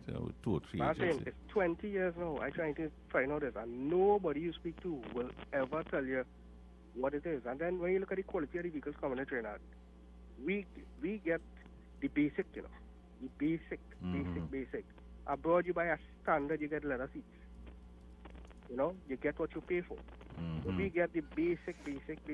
So I'm trying to figure out, and this has nothing to do with the politics, I just curious, how do they price these vehicles? What is the profit what is the markup on these vehicles for these 1%? That's all I want to know. Mm-hmm. And why a normal person bringing your own vehicle? Because I am telling you, service by these companies is a waste of time. Mm-hmm. Buy a vehicle, bring it in yourself, and fix it yourself. Mm-hmm. Right? Yeah. Thanks very much. And that is an issue the country has to deal with, really, the cost of vehicles, after sales service, and so on. Good afternoon to you. Hello, good afternoon again, Mr. Good Ali. afternoon. I didn't realize I got on so fast. Mr. Ali, one of the things I have noticed from the time I'm going to America, the prices in the supermarket are the same until the last time I went. I think the only thing that increased a little bit was the meat, not by much. And you know why? You see, the people who work, they work for a small salary. In Trinidad, they have a big salary, and like the truck drivers and the delivery and all those kind of things, because people ask for the money. You pay for what it is you ask for, because if it is other people want to get an increase, so is the grocery packer and the cashier and all those people want to increase. So the prices have to pass on to the consumer, and then we don't have price control in this country anymore again. So there is a price we are paid for every single thing in this country. The cost of living. And so, okay, let's continue to take your call. 636-7547, 227-5739. Good afternoon. I promise I won't dominate again. I just wanted to comment about those workers in the supermarket. I just want to say that the people in Trinidad work very, very hard, and they have free health insurance. In the United States, when you have a supermarket, you have to make sure that you have employment guidelines, you have overtime, you have to have health insurance, liability insurance. It goes up the table. It really is hard. You think it's easy over there, but you come here and you've got greedy supermarket owners. They undercut their employees. They hire them to do menial tasks. They don't give them good training, and they keep them at a level where they could never elevate. In service, packing shelves for these big corporations that are monopolies that control the wages. We don't even have equal employment rights in this country. Industrial court is a joke. That is my comment, Ken. Okay, thank you. Good afternoon. Hello, good afternoon. Welcome. Yeah, Mr. Ali. Hi. This notion about the middle class is very important, but not always. I'll show you something. Last year, when the UNC was alone, and they very grassroots people, right? So you have to cater for everybody. The NARAs, they had the middle class, and they also had the grassroots. There's only 3 seats survive with the PNM. And you had a mixture of the people because the economy was real bad. And you have to look at your grassroots people and your solid support. Mm-hmm. Like this year now, you're looking for new people, young people, new people. You left Rodney Chaparima and Fazal Karib. out of a seat. What kind of thing is this? You understand? He is so young. Fazal younger than him by far. Right? So, I mean, all these things, you get some people upset, and they might be shocked. Thank you very much, yeah? Yeah, thank you. Yes, okay. Well, several points you made. And you're right, that point on the Moruga matter is important, but it is also important to attract and retain the middle class. And why are people still speaking about middle class in Trinidad? The last 5 years, this rowdy, taxing, lying, teaching government has diminished the middle class and created the working poor. Let them think about that. Okay. Now I'm seeing here there's yet another party called the National Party. I think they're running out of names now. So this person has registered a party called the National Party. Good afternoon to you. Good afternoon, Anand, and good afternoon to your listeners. Good afternoon. Now, I want to add a little fire again, just like yesterday. From the removal of Dr. Tiwari, I have been hearing it all day in some calling programs. I have seen it in social media. And I think a lot of people are very disenchanted by these two men being removed, not necessarily from the electoral side of the politics, but because the political leader is not saying anything and not giving a clear indication, but for the Shogunas East seat, where young Ms. Vandana Mohit is going up the mayor, and that could cause a little problem for the UNC, right? That's it. Okay. I wanted to talk about earlier today, and let me take a minute.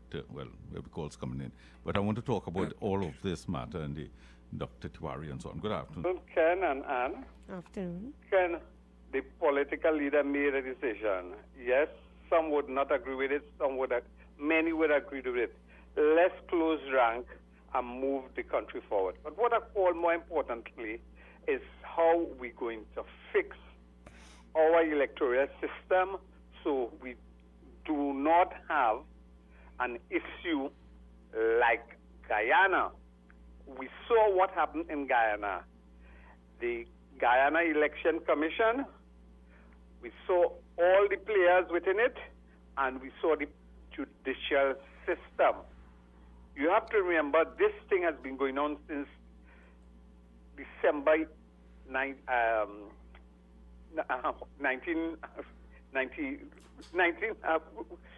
2 years ago, 2 other years, December thing, yeah? And all sorts of issues came up.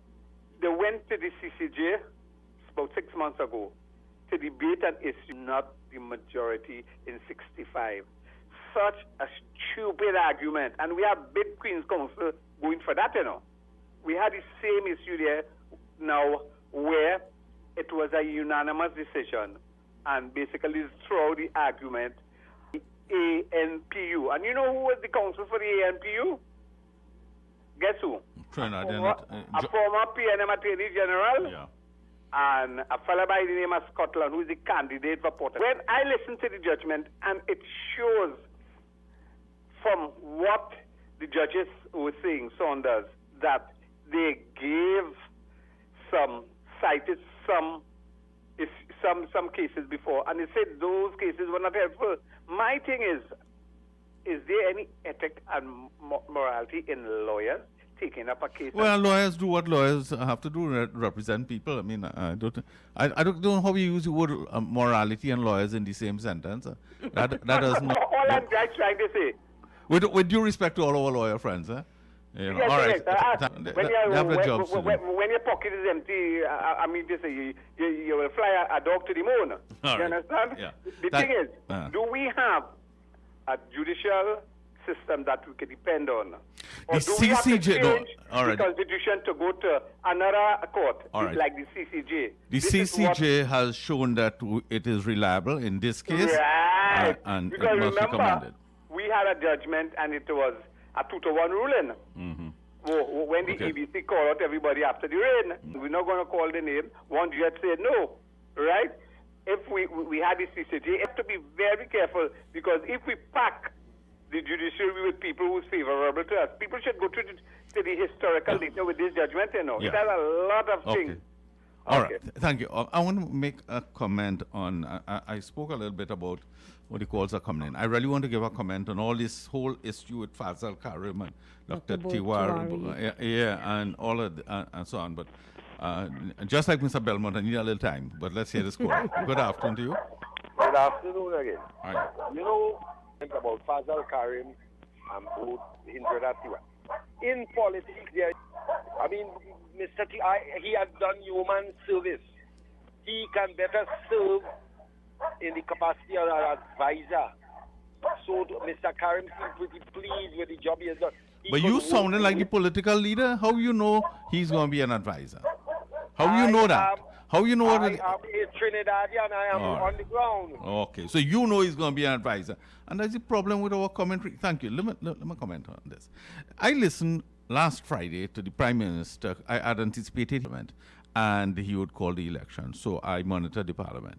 And he came on, and I anticipated then that was what he was going to. He started by saying, I wish, Madam Speaker, to thank you for your service to Trinidad and Tobago.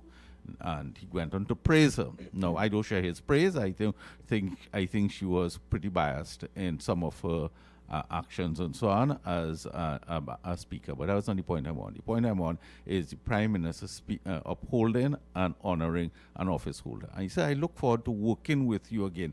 Maybe here, maybe in another place. But I want to thank you.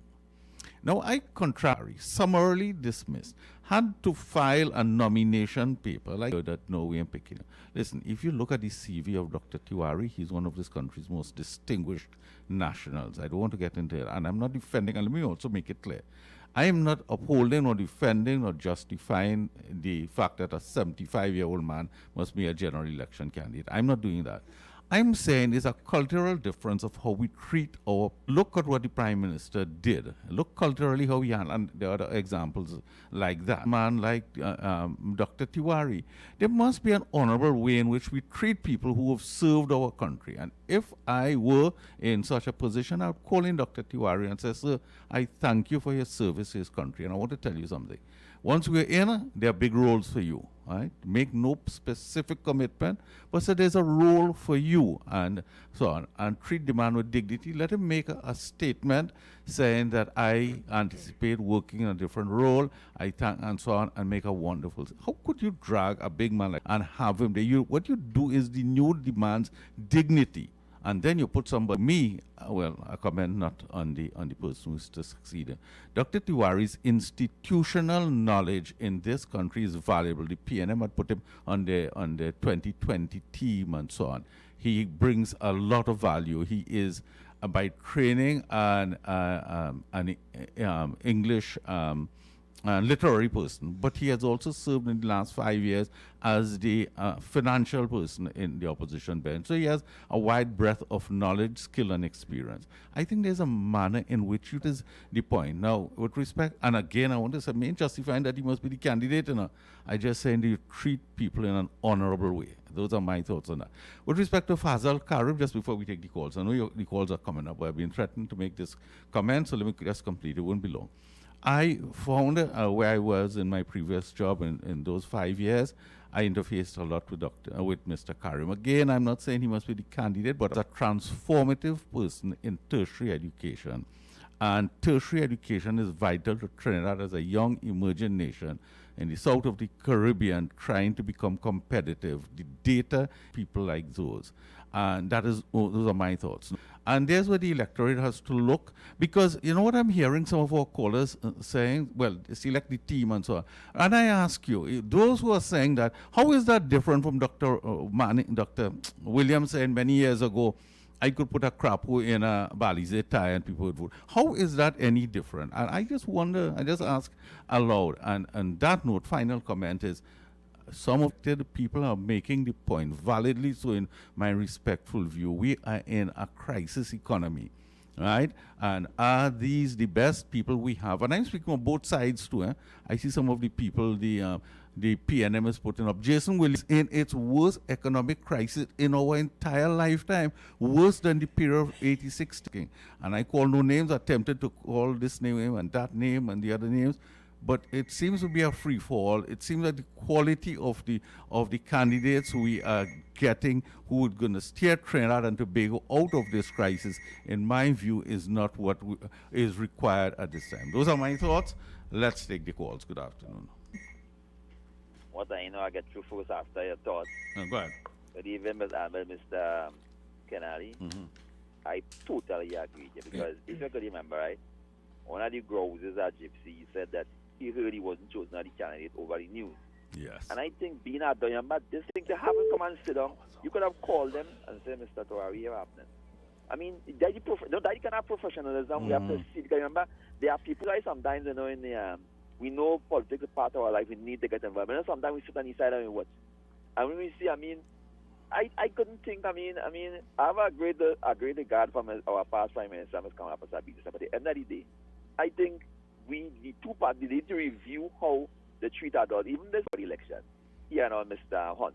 The kind of depth of men like that. I don't think you need to put that organization in certain positions before you have a major event. And according to what you said yesterday, imagine you come and you sit down on a bench and wait for hours. I don't know. To see if you get picked. No. I don't think you can call him and say, but we think based on my job. No, my judgment among the writing leader, Mr. Kennedy. People will assess me based on my judgment, but don't put up yourself. We consider it another. Absolutely. You save the man's dignity. You know? And knowing Mr. Abutari, I don't really know him personally.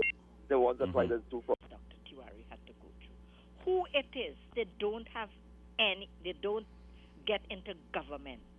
Who, besides Dr. Munilan, who else could debate in the House to face up Dr. Rowley and those other people, Mr. Ali? Who else going to debate in Parliament? We're talking about MP. Mr. Dr. Tiwari have charisma, he have knowledge, and he have the experience in Parliament and as a minister. Mr. Ali, I am in so much of pain to know what it is to put through this job. It's really not a nice. And put who? God, Mr. Ali. Mr. Ali, I don't want to say it, You know why? That was the councillor for 2 terms, Mr. Ali. And if you hear the cry of the people, Mr. Ali, the cry was more rivers of tears, Mr. Ali. Mr. Ali, I'm telling you, she in my polling division, she was there. God, Mr. Ali, I don't want to say no more. All right, thank you. Let's hear another caller. Good afternoon to you. People. Good afternoon, Bawani. Now, remember, I've been talking about the issue with both Tiwari. I feel Kamala tried to, you remember Kerry Packer thing? Sorry? You remember Kerry? Yes, Kerry from the Australian. And everybody went, no, they were not pushed out, they went. But in this case, they pushed out. Right? I thought, okay, you had 4 people who declared that they were not going back. I would have kept at least 4 of the older people, the experienced people, not older people, to nurture those who are coming up. You understand? But when you make some whole-scale changes like Tiwari, Fazal Karim, and 1 or 2 others, Una and the other lady from Gayadeen Gopi Singh, you understand? Those are the 4 people you could have retained and helped groom others and let them, the young people, get senatorial experience. Because you never walk before your creep, correct? And I think that she kind of missed the boat there. So we would take the break and we come back and take all of your calls. So we expect Vade to come in also, but we take all your calls. We'll be right back.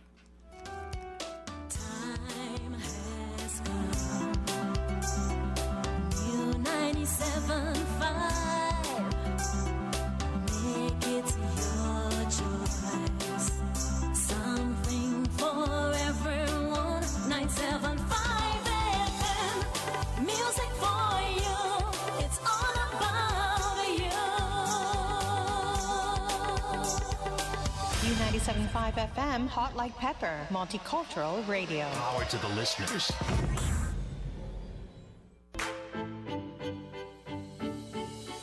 Visit Eddie's Fashion inside JTA Supermarket, C3 Center, Current Village, San Fernando. They offer blood pressure, blood sugar, cholesterol, and pregnancy testing, as well as all pharmaceutical products and over-the-counter drugs, along with CDAP prescription, International Medical Card, Guardian Life Provider Card, and Republic Bank points are all accepted at their 3 locations of Eddie's Pharmacy Limited. RS Building, Rosha Douglas Road, Barrackpore, GN Building in Penang, Canal and C3 Center, Current Village, San Fernando.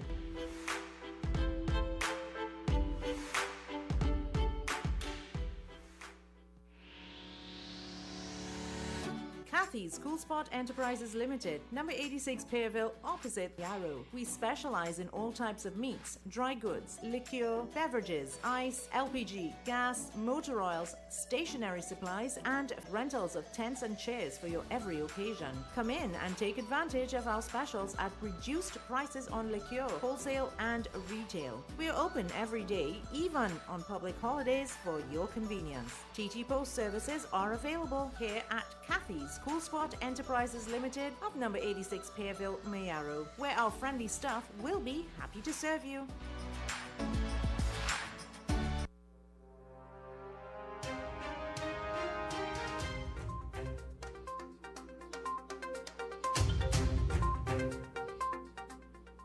At what's trending in business.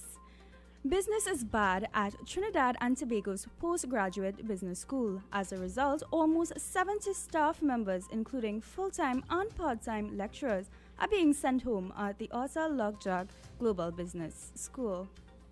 The school, which is based at Mount Hope, is being restructured because of serious financial problems. The business institution has been facing trouble over the past few years in attracting sparkers.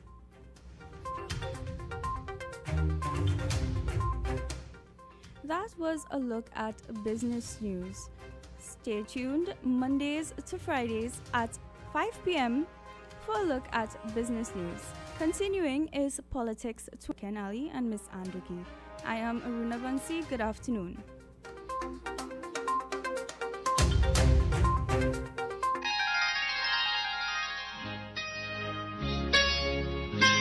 This is Samaru Ramru inviting you on a journey down memory lane with enchanting songs on the program Nightline, Mondays to Thursdays, 9 p.m. to 12 midnight. U97.5 Hot Like Pepper Multicultural Radio is now on Facebook. Like us for the latest news, tips, and much more. You can also view what's happening in our studio. Find us on YouTube and subscribe to our channel at RCL U975. U975 FM Hot Like Pepper Multicultural Radio is coming to you, all loyal listeners, and we're bringing goodies too. That's right, the FM family is taking over and starting this Saturday, 11th July 2020, and continuing throughout the upcoming weeks. Central Trinidad, this is your time. Look out for a 40-foot music trailer of raw power, powered by Randy B Sound Company, passing in your area. We start in Couva, then head along the southern main road into Chaguanas. Felicity, you will not be left out. We will be passing through your area, and then we head to Monroe Road, hold a smashing after party. Join us on the road.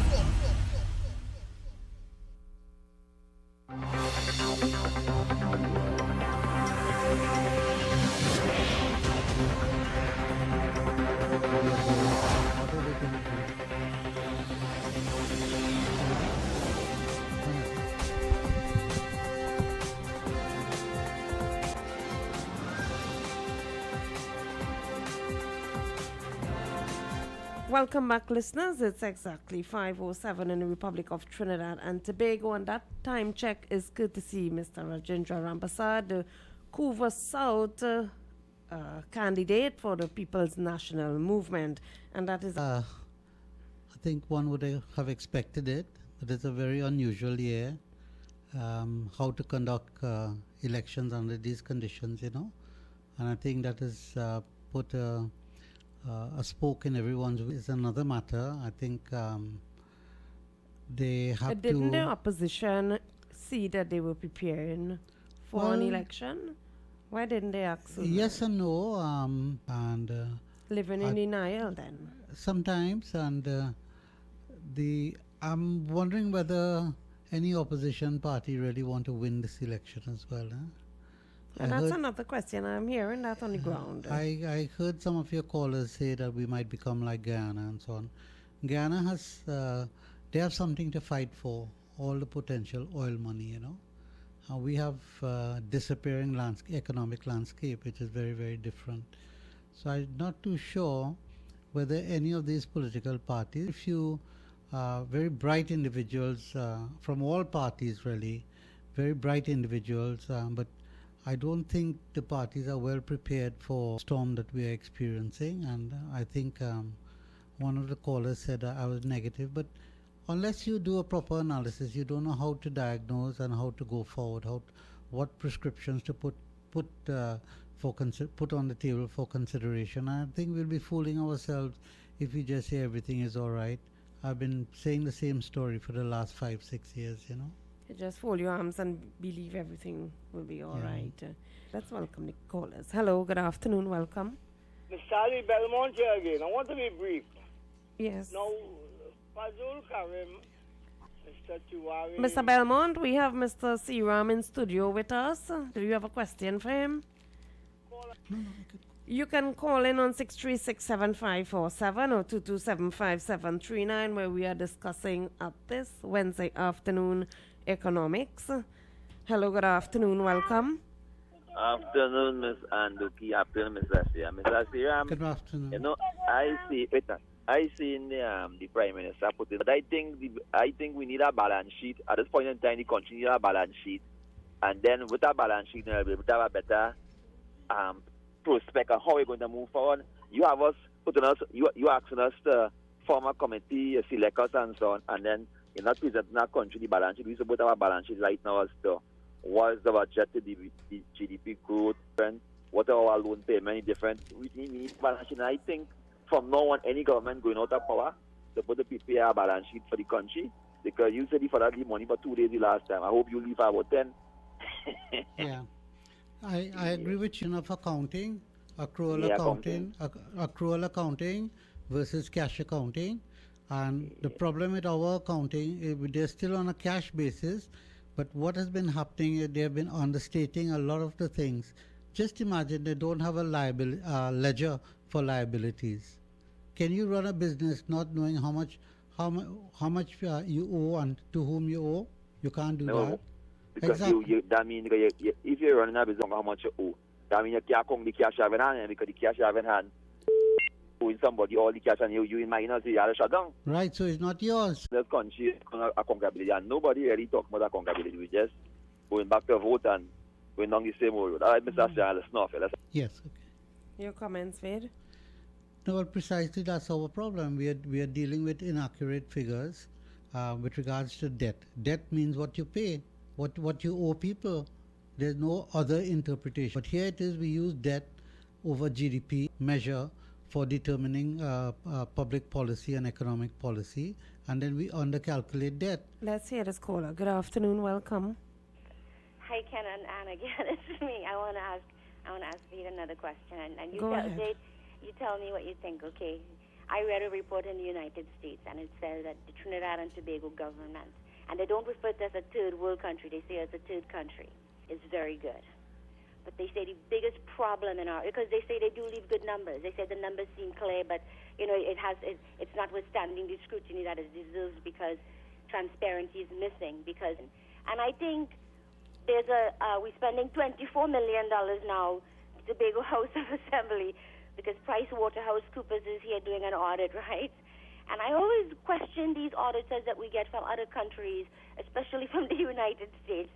And when they go through the books like Kingsley and Mackenzie, they have been criticized for always bending the rules in who wants to be re-elected, or in favor to look good on paper, to win favors, not to build a country, eh? And Vade, I want your comment on the transparency piece. Thanks. Yeah, okay. What is not transparent, most likely you're fudging the numbers.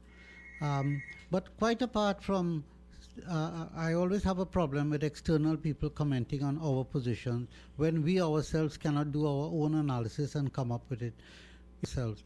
I find it so ridiculous being independent so long that we do not have the capacity to do a proper audit on ourselves and know the conditions.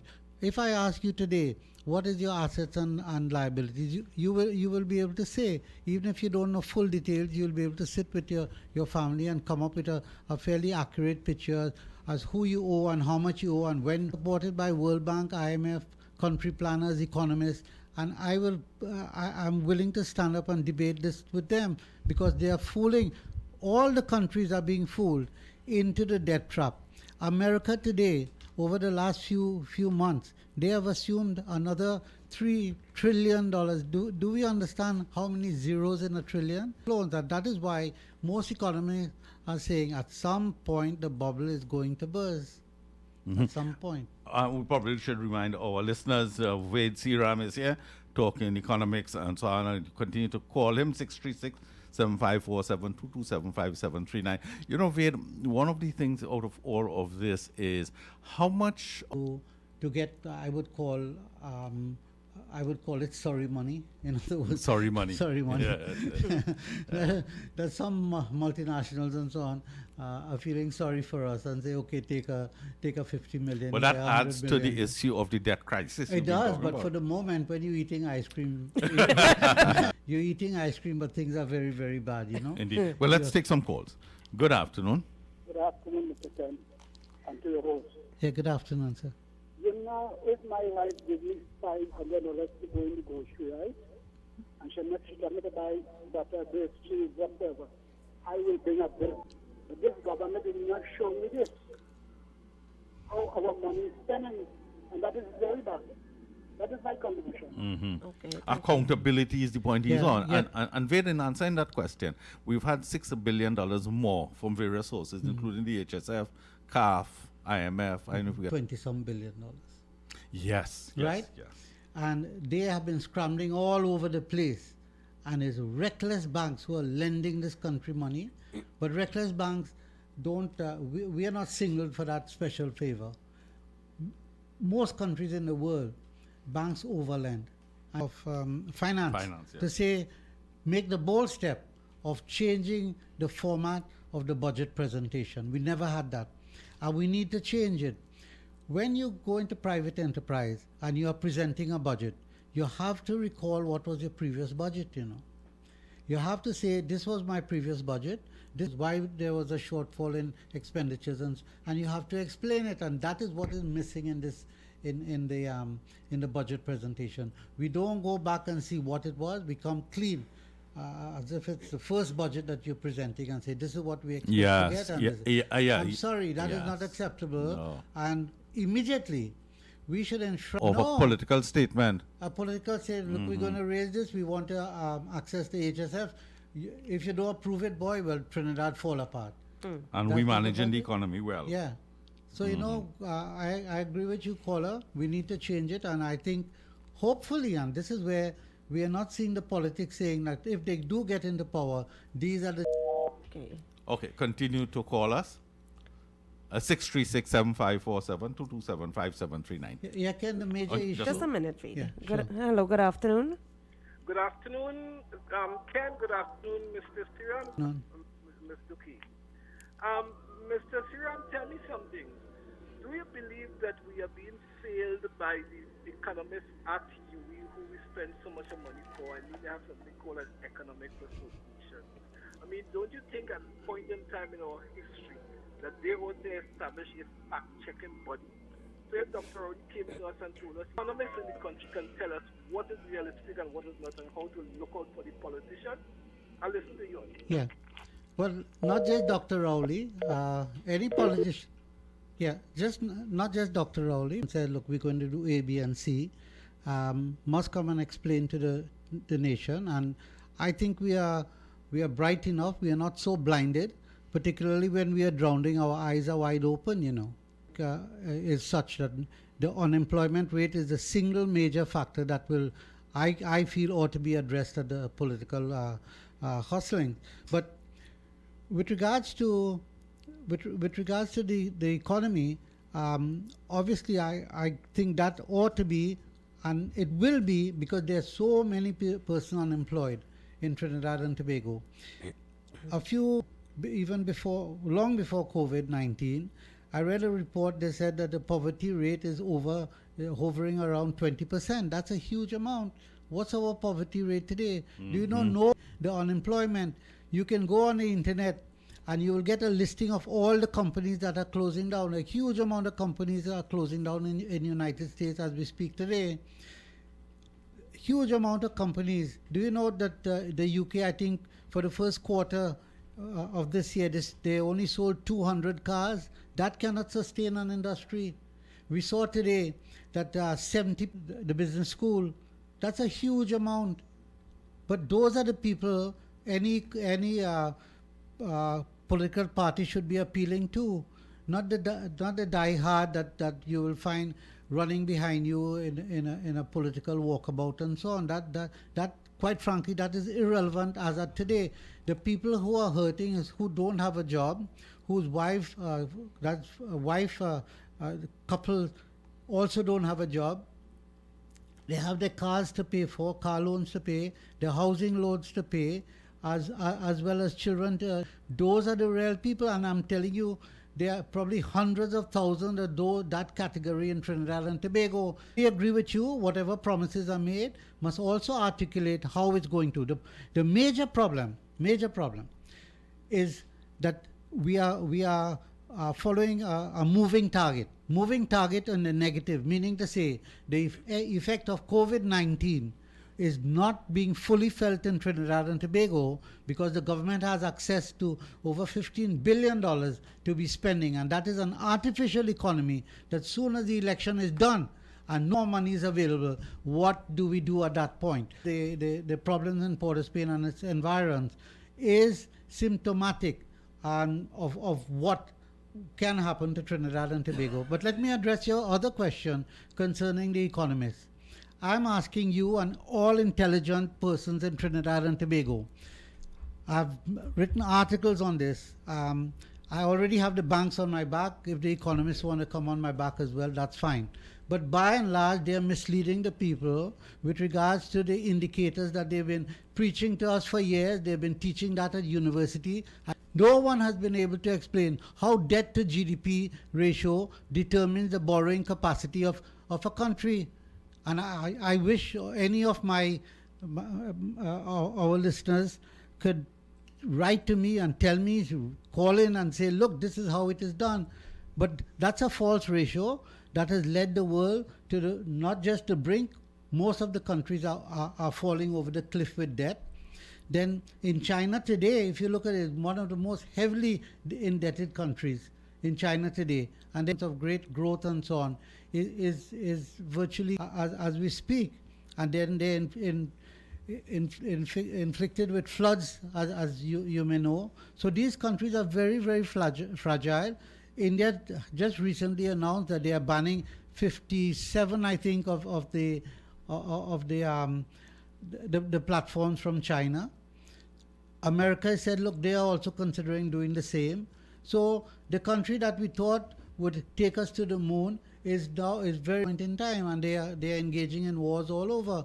But the point I'm making is the economists have misled us for years, from the World Bank, IMF, who are well qualified in Cambridge, Oxford, and all the bright universities around the world, and they're misleading us. And I'm asking you, the caller, is to please do your research and you come and explain to me, how does debt to GDP determine countries' borrowing capacity? How did they arrive at a 3% deficit of GDP is a good number? That doesn't make sense. Well, let's continue to take your calls to discuss the issues with Ved Seeram.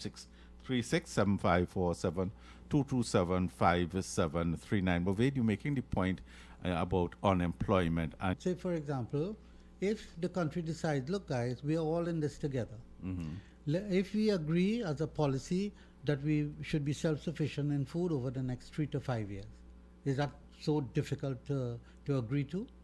It's not, right? So the rice farmers, when I did some research, we require X amount of employees, which is perhaps around 7 to 10,000 employees could be engaged in rice farming. And we say what machinery is required. And that is where we should be spending the money, not on roads at this point in time, or no capital projects unless it serves the overall purpose of food self-sufficiency as a main. And if we had started plowing up maybe about 20,000 acres of land since COVID hit, we would be in a much better position today. Instead, we engage in committees, subcommittees, new committees. Let me tell you, nothing will come out of it. Nothing. Now, I think they are volunteering, the individuals are volunteering their time and expertise. I don't have a problem with that. But the cost, delaying, that is where the real cost is. Now, for the moment, we have food on the shelf because there was a fair amount of stock in Trinidad. Demand has dampened. So instead of you buying, let's say, a Starbucks coffee every day, you might say, look, I'll take it once a week or maybe twice a month.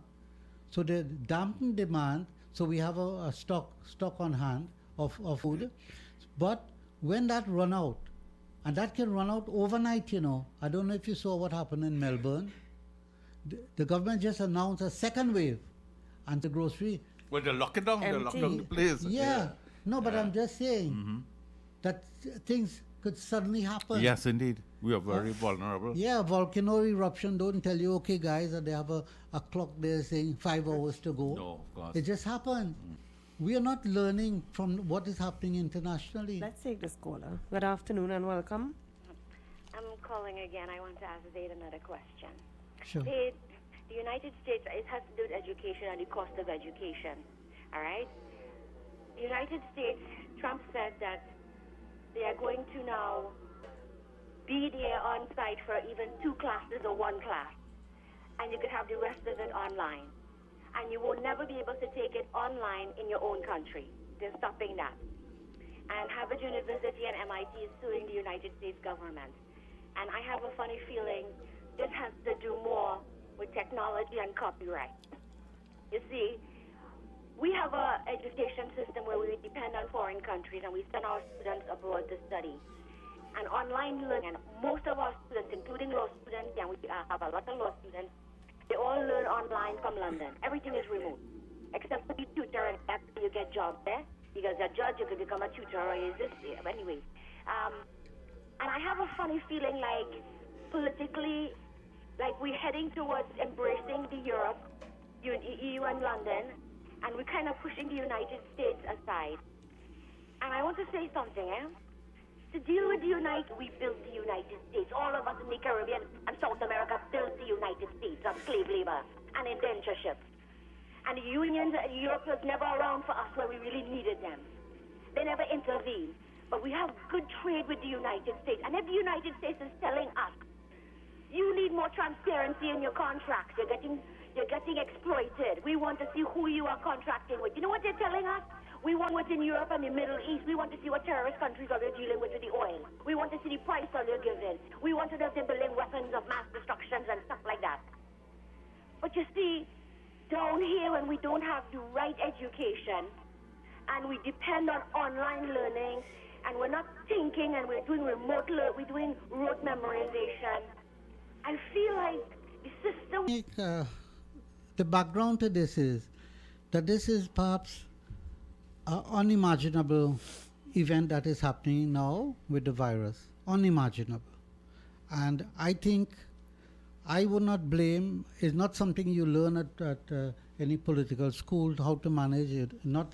You don't learn it at an MBA class, you don't learn it at university. This has happened, and we are really, it's a new event that no one has a contingency plan to deal with it. No one. And things are happening in the States. All over the world it's happening, by the way. Beijing is virtually locked down as well. Wuhan is now probably looking at second waves and so on.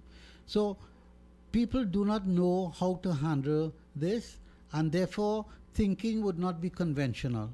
With regards to learning, I could see why the United States government is saying, look, those who can online learning, please go home and stay home and do it online. Don't come here. Now, this is going to impact, the impact of this event, and we don't know when it will end, is going to revolutionize the way we live. And a big part, a big chunk of our daily life is education. Education would not be the same again. And whilst we talk about digital age and we talk about all of that, let me tell you, priority at this moment, the priority at this moment is to feed ourselves and be on a survival mode. And I've repeated that many, many times. I hear people talking about digital age. Okay, you qualify all these doctors, you qualify all these scientists and so on. There's no work for them. There's no work for them. And we have to now shift. We have to shift and do it urgently. Go back into agriculture. Let us see if we can feed ourselves and be independent. Be independent of imports. At the moment, we do not know how countries will react. Ban the export of rice. They ban the export of wheat and so on, and for good reason. Wait, hold your thought. Let's hear this caller. Good afternoon. Mr. Siram, yes, the foreign exchange that we have inside, Mm-hmm. I have opined that for every dollar we spend, we should have at least 40 cents of that go into the acquisition of items for production. And production to replace items which we purchase from abroad and also to export. Do you realize, Mr. Siram, the car that you drove to this, we don't make the battery anymore, we don't make the tire anymore, car glass, we make windscreen. We do virtually nothing. And the challenge on the private sector today is to managing this economy. I never dealt with regards to service. And most countries that have gone where their GDP, most of it is dependent on service. That can disappear overnight. And people are now talking about making things and growing things. And I fully agree with you. The other question is, but we don't have raw materials. And that is where I beg to differ. Do you know glass? We can still recycle 1 times. Do you know we can still recycle steel that has been made? So recycling is a major industry. And I keep saying, this country is becoming poor. Let us go to poor countries and see how they survive and exist. And you go to India, you go to Philippines, you go to Vietnam. These people recycle everything. There were 2 young boys from the University of Delhi. They saw Zoot on the ground, that is the cigarette butts, right? Yeah. And they said, wait a minute, why can't we recycle this? There's too much of it around. And they're making probably pillows and all of that with it. But recycling, we waste everything. And we should have a zero waste policy. That's why we should have a Ministry of Recycling and give that culture, agro-processing. But do you know, from agro-waste, there's a tremendous amount of things that we can make from agro-waste. We can also make fibers. We can also plant fibers. So there are so many things that can be done. And I fully agree with you. I do agree with 40%. That figure should be... moment we have enough cars and trucks and machinery to last us another 5 years easily. And if you don't believe me, you go to Cuba. They have 70-year cars still running on the road. Wait, let's hear this caller. Well, hello, good afternoon, welcome. Good afternoon. Yeah, good afternoon. Yes, how do you call it? Yes. Since I know myself, I've never known any agriculture minister in Trinidad and Tobago who really do agriculture. And when they are in the budget, they don't ever give out money for agriculture. Everything, national security and all different things. I'm saying agriculture is the only way to go and it's the only way to help this country. Obviously, we have these Ethiopians. They could do it. I remember when we had Penco, I didn't back a mapping here. We used to go and cut from orange people 5 cents a tree. 5 cents. And when you think about it, they could easily do that and it could be better. All right, look at the amount of work. I only hope that they change that attitude. I thank you. Thank you. Well, I think the events of COVID-19, the demise or the decline of the economy. Wait, before you continue, let's hear this caller. Okay. Hello, good afternoon, welcome. Good afternoon, Mr. Cummins. The amount that you're talking about recycling, all this plastic, all this styrofoam. I don't know why somebody in the government could not do that years ago. Now we wait until the end reach and we frustrate ourselves. We could not do that. It's the government. The government have the money and they waste it. So it's me. I am 75, so I will make another year or two. But I am my education. And I did pretty well because up to now, I have no pension. So if people pay a little attention, but I guess now it's too late. Thank you. Well, thanks for that observation. But in the United States, in Europe, in Hong Kong, you see it all over the world. People are just getting fed up because they're not seeing hope in front of them. So I believe that could be reaching that stage, but we need to have people at the helm who will take care of the citizens and not only focus on their own pockets. And what I think people are clamoring for is that they need a political party who would level with them, but who will say, look, these are our plans. And the best plan that any political party could present to Trinidad and Tobago is the creation of jobs. Now, when we talk about agriculture, quite apart from government also making direct, but our dollar is too overvalued.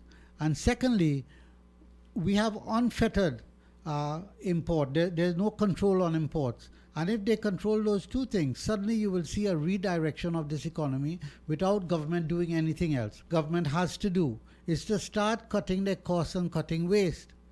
Now, why do we need, I think, 30-some ambassadors around the world? I beg your pardon. It's a big party, a family party all around the world, that one family could travel to the next and they exchange visits. We need to cut out all of that. Do we need 41? Do we really need 41 representatives in Trinidad and Tobago? We pride ourselves by having latest technology with regards to communications and so on. Trinidad is a small country. That's a very small portion of a big city. You're looking at Mexico City with over 20 million persons. You're looking at all these. We are just a small portion. Do we need 41 and a parliament to deal with that? No. Whole government structure in Tobago to deal with 40,000 persons? No, we don't. So we have to start cutting costs like mad, and government will have to do it because their revenues, if it touches for next year $30 billion, I will be surprised if it touches $30 billion. Wow. So the deficit will be over 20 billion? Well, it's already that this year. Yes. Because expenditure also went up. Wow. But and that is why we as a society must understand how this economy is structured. Everything is dependent on oil and gas, and now an importer of gasoline, of fuel. Where are we going to get the money to do that? And government is. We should have been addressing and making these adjustments years ago. I would say over 10 years ago. Wait, let's making hear this these call. adjustments. Hello, good afternoon, welcome. Yes, me again. I don't know if you all can remember when computers is now coming in. They say we will be using, there is a paperless society. Now, you see how much paper they're using, although we have computer? Thank you. And he's right, I remember when there was the computer age, there's a paperless society. But you see, nobody really knew what was going to take place. But when there's a start in development, you just get about 20 billion. And you're right, your analysis is correct. Because revenues, we can't see it crossing 30 billion. Afternoon, hello. I want to ask another question. I'm going to be really brief. Did you said that the population in Tobago is 40,000? That's what I understand. I could be wrong. You and I know that there are companies out there, like Amazon and all these other companies that have like millions of workers and they operate on a fraction of the budget we spend in Tobago. Isn't that frightening? Can you explain that? That is unusual. It's like a phenomenon. Well, it's obscene. I mean, I would have raised that as an issue. Tobago, and just imagine, Tobago government employs 70% of the workforce in Tobago, and remaining 30%. So when they say Tobago is a tourist... Call us back, please. 636-7547-227-5739. Yeah, Wade, continue. Yeah, I'm saying that has to be adjusted, and they have the courage to come and say they want a $4 billion in budget today. But let us shut down Trinidad and say, guys, go and take everything from the oil sector. But the oil sector, government has to borrow money to make those payments, and that is the problem. And government has a few assets that they can actually monetize, about maybe $4, $5, $6 billion, but they're not doing it. Why are you holding on? But we do not have good ministers of finance for years now. We don't have it, and therein lies our problem. And even if they understand finance, they're not strong enough to tell the rest of government, guys, we cannot run deficits indefinitely. Mm-hmm. Okay, we have very limited time again with Ved. If you want to join the discussion, 636-7547-2275. 739. Yeah, I think you wanted to. Well, let's hear you talk about this spending mania. But what is really sticking out with me this afternoon is the budget deficit that you're talking about. That should be nervous about their jobs, and you're seeing it every day that somebody's being fired, but nobody takes up. Yeah, this caller. Hello, good afternoon, and welcome. Good afternoon. We have a finance minister. He will fix anything. Just remember the other day, the economy is turning around, people spending, and guess what? The person served. I would like to be the justice minister in this country. That's why, yeah. Thank you. Well, I challenge all of that, whether pension should be given to parliamentarians. And I think we need to look at it. Condition, and that's a point I've been making too. But wait, we have limited time. Yeah. So maybe you could just wrap up your points.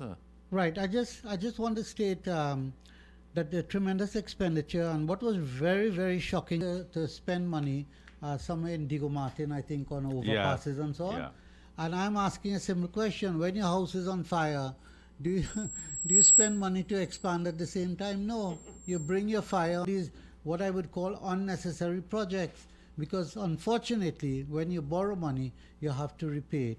If you were getting grants, of course, that's not the best way to utilize grants. But then if you're getting grants, it's still maybe explainable that you have to borrow money to put us deeper into the debt hole. Yes, trap. Yeah, absolutely. And you make that point to us every so quickly. Ved is going to be with us again next week, and we have access to him during the week. Both of us, we head to the general election, and we want to discuss more of the economic issues. Ved, thank you very much for being with us. And I am about 3 hours up. We've had a wonderful man to come and to sing the Tabanka song. We had a man singing a Tabanka song last night on Mukesh program. You must hear it. Okay. Great song, great song. Make sure and listen to it. Yeah. A serious Tabanka song. Thank you all for being with us. Have yourselves a wonderful evening.